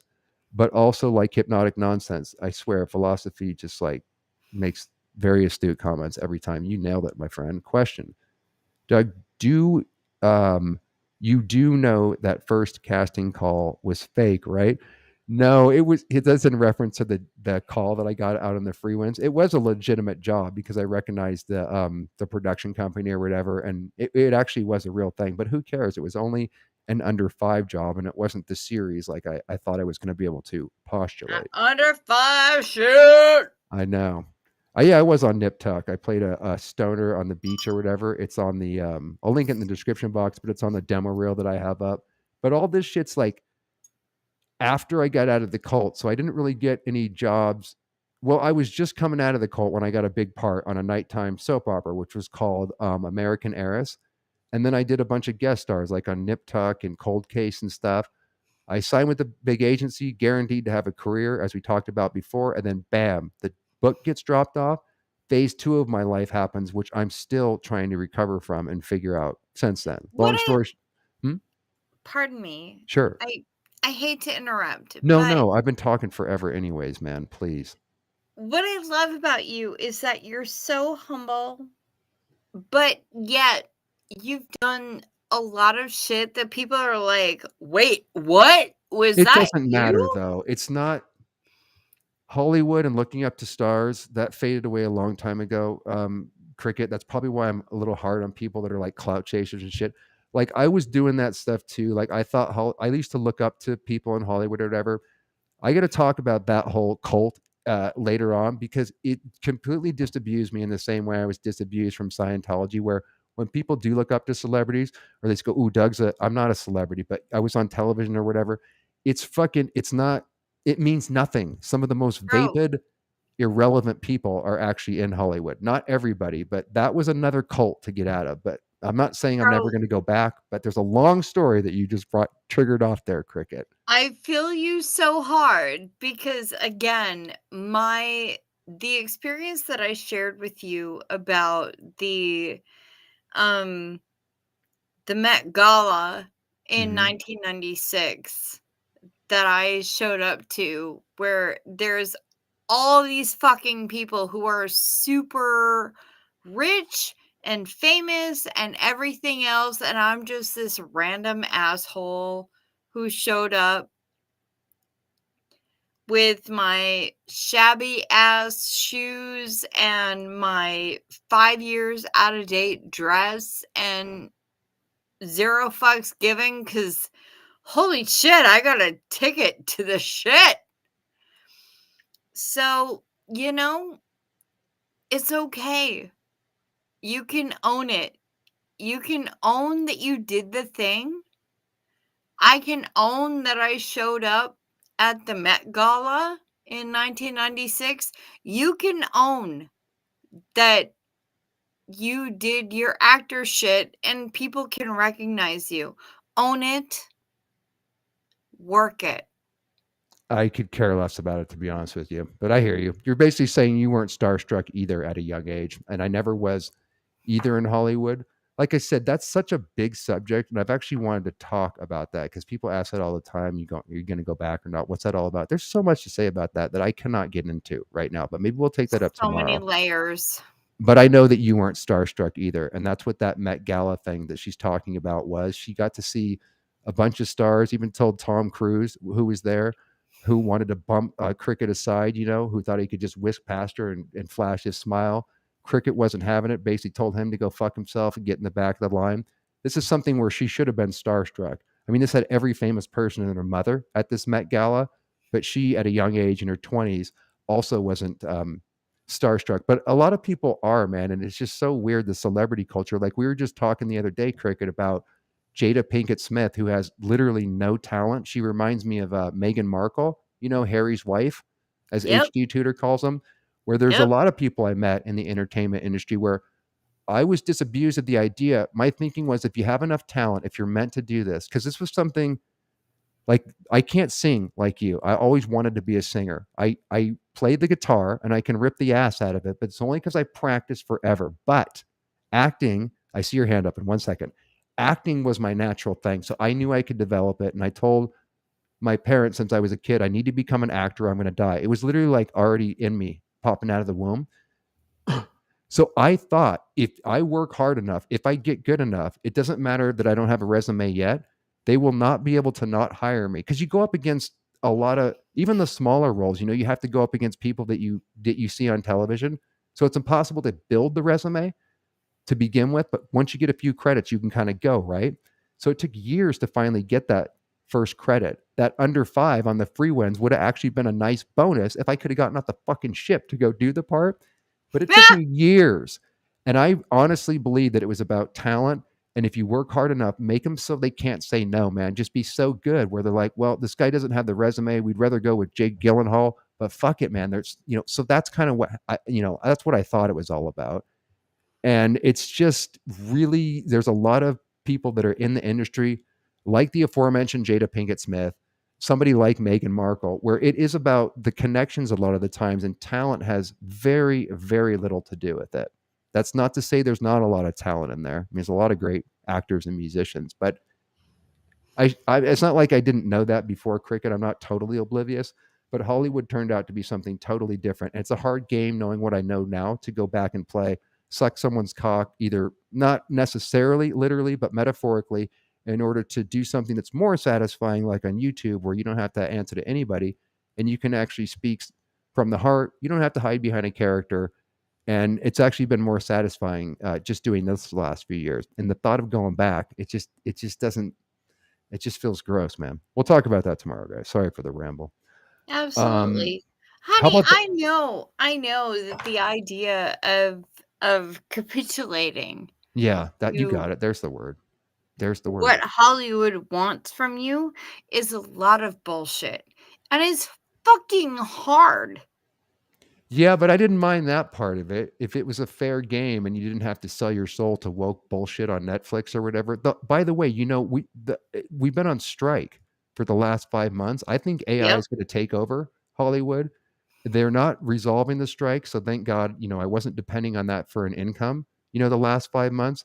I figured that since the pandemic hit, things are going to change and they're not going to go back to normal. So I think Hollywood's dead anyways, and it might go more independent. It's not like I won't do movies and shit, but going back to Hollywood, especially with the shit that they're putting out, I'm not even interested in 90% of what I see on Amazon Prime. I just watch old 80s movies. So that's dead, I think. And then there'll be an opportunity as Hollywood makes more shit that makes them go broke and they push all their horseshit quality. I think that things will segue into where it will be easier to actually do shit minus the corporation of Hollywood. And I think it's also being thrown under the bus on purpose because I do think AI will come in and eventually kind of make it irrelevant. Probably like make the rest of the world irrelevant too. So thank God I'll be dead by then. But oh my God, Here's what a what I world. want. I want for you to be able to get your acting yayas out, and whether that's in LA or in New York. Because I know that you like New York. Don't tell anyone, man. That was our secret. No, just kidding. I do love New York, man. No, there's plenty of options. I believe me, I'm fine, Cricket. It doesn't break my heart. It's no love lost. I take it as it comes at me. If that becomes an opportunity, I just wanted to answer that person's question and maybe explain it in more detail because I always feel like I'm being vague. I don't have any desire to go back to Hollywood. And and I don't blame you because honestly, there's a lot of I've people that spent feel enough that way time too, in Cricket. LA that I am absolutely LA and I are repellent to each other.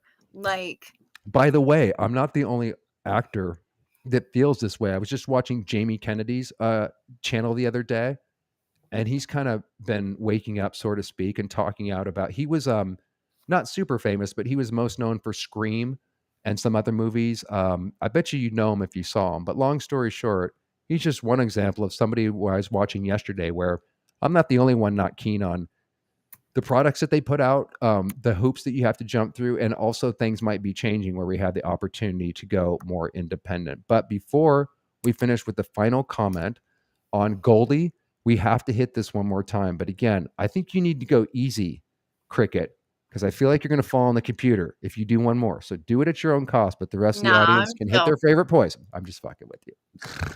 What a good way to end this incredible stream, man. What are you doing? Are you going to... I'm just joking. Let me. I'm fucking hardcore. Indulge. We're almost done, man.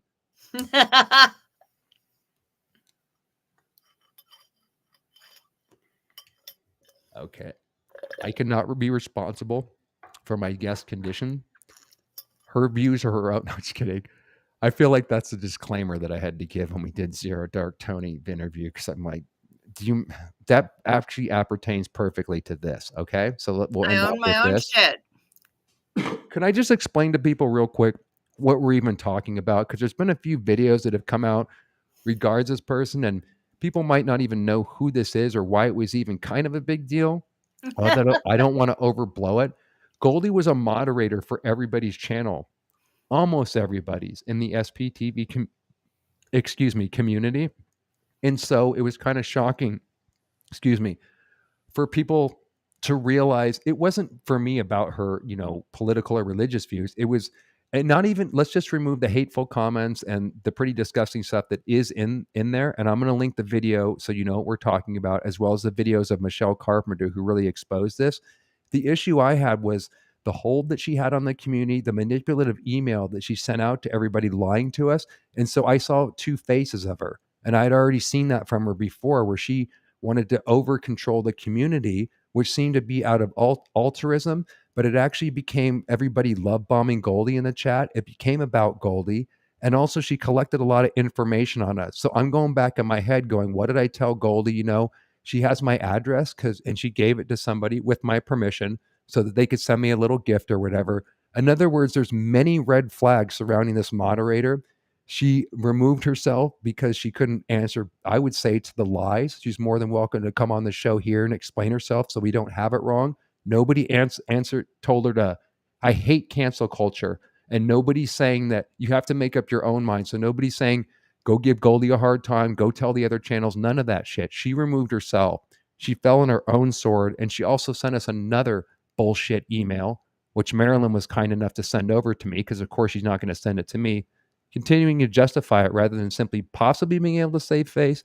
So since she had that kind of power, and since it just became kind of shocking for people to learn about her, again, I'll link the videos in the description box. This is what we're talking about regards Goldie. And if it just wanted to clear up so we can move on. If there's any other questions that you guys might have about what the hell might this drama that you might have been seeing going on in the chats without having any reference about who this person is or what the hell we're talking about. Did you want to say anything about that, Cricket, about how that, just your personal viewpoints when you came to discover this, or anything you want to say about it? I mean, as a member of the LGBTQ2IA+, I know there's so many, I can't mean, even say it correctly. There's a lot. But you know what? I'm queer. And You say that like it's some massive, like, yeah, own it, man. Amen. I mean, I do.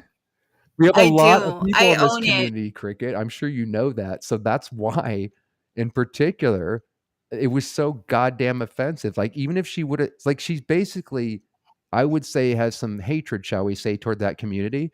And people like Serge Del Mar and Nora and survivors that were told their whole lives in the cult of Scientology, which is massive, massive anti-gay, lesbian, trans, LGBTQ, you name it, right?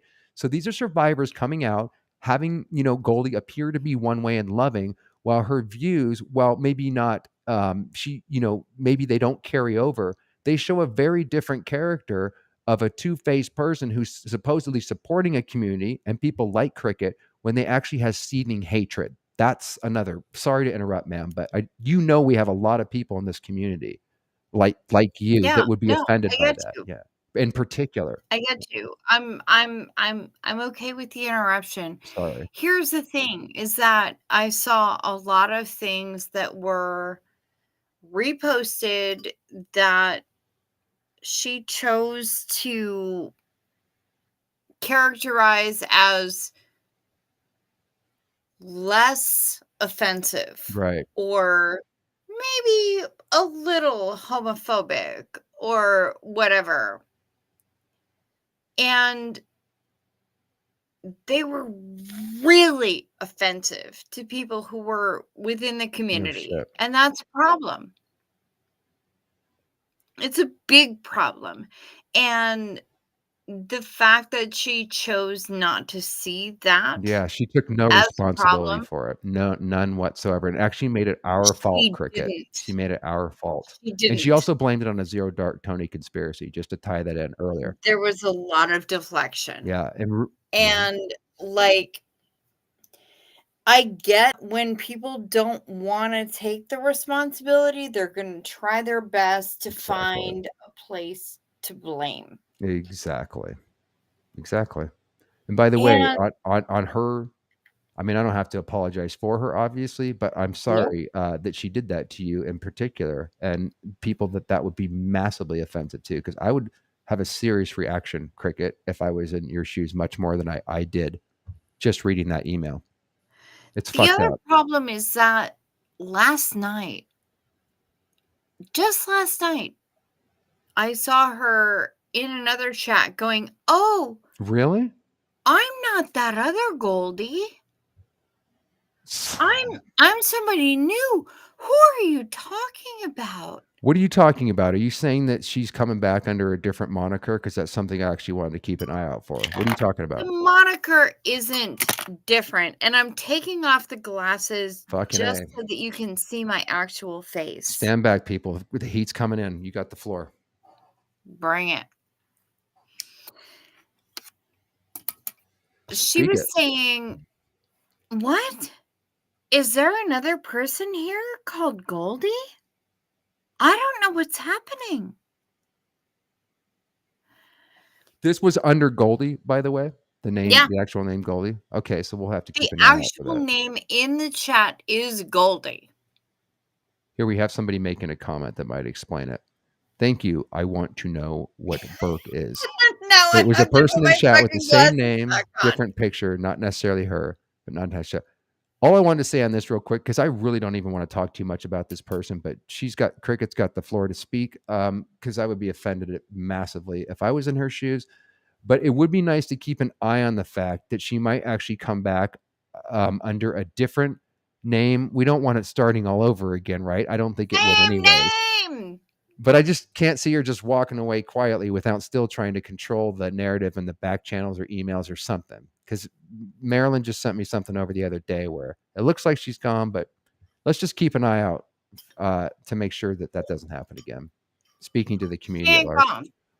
She ain't what? She ain't gone. You don't think so? No. Tell me more. And she's trying to control the narrative. And so when people see the word Goldie in the chat, they're going to connect that name to the person that they knew, who recognized them, who saw them, who was nice to them, whatever. And they're not going to recognize that person and that name. Do you really think she would try this all over again, Cricket, and try to embed her way like she did as the original Goldie and just start again? And Doug, I do. Wow. Okay. And let me tell you why. Because occasionally she would recognize me in the chat.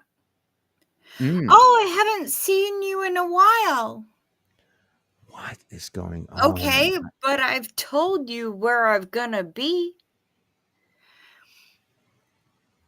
So she would do that shit, or she would say, hey, if somebody wants this thing, send me an email to this email address.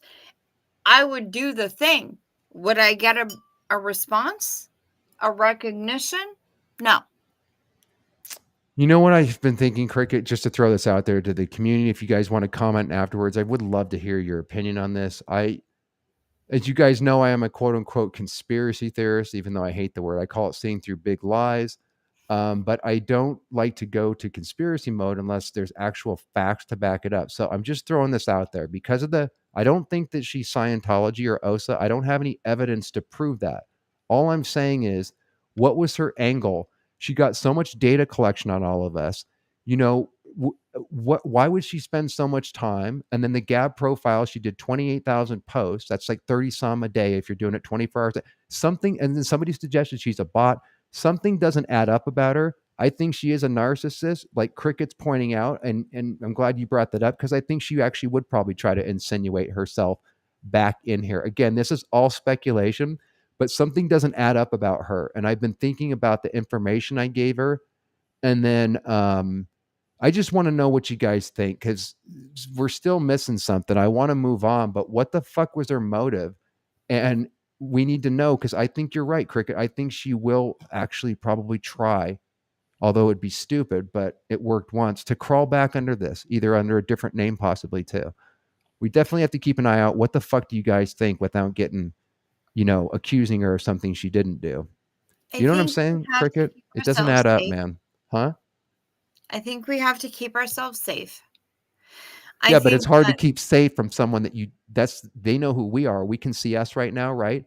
But Goldie or whoever gets to hide behind it can be a sock puppet. This is where I hate this part where Scientology, OSA, or even a narcissist would have an advantage and manipulating where we don't know who this person is. Because Goldie was everywhere, guys. She was in everybody's chat. She explained it away to me on the phone calls I would have with her that she had the tabs open and everything. So that almost explains it.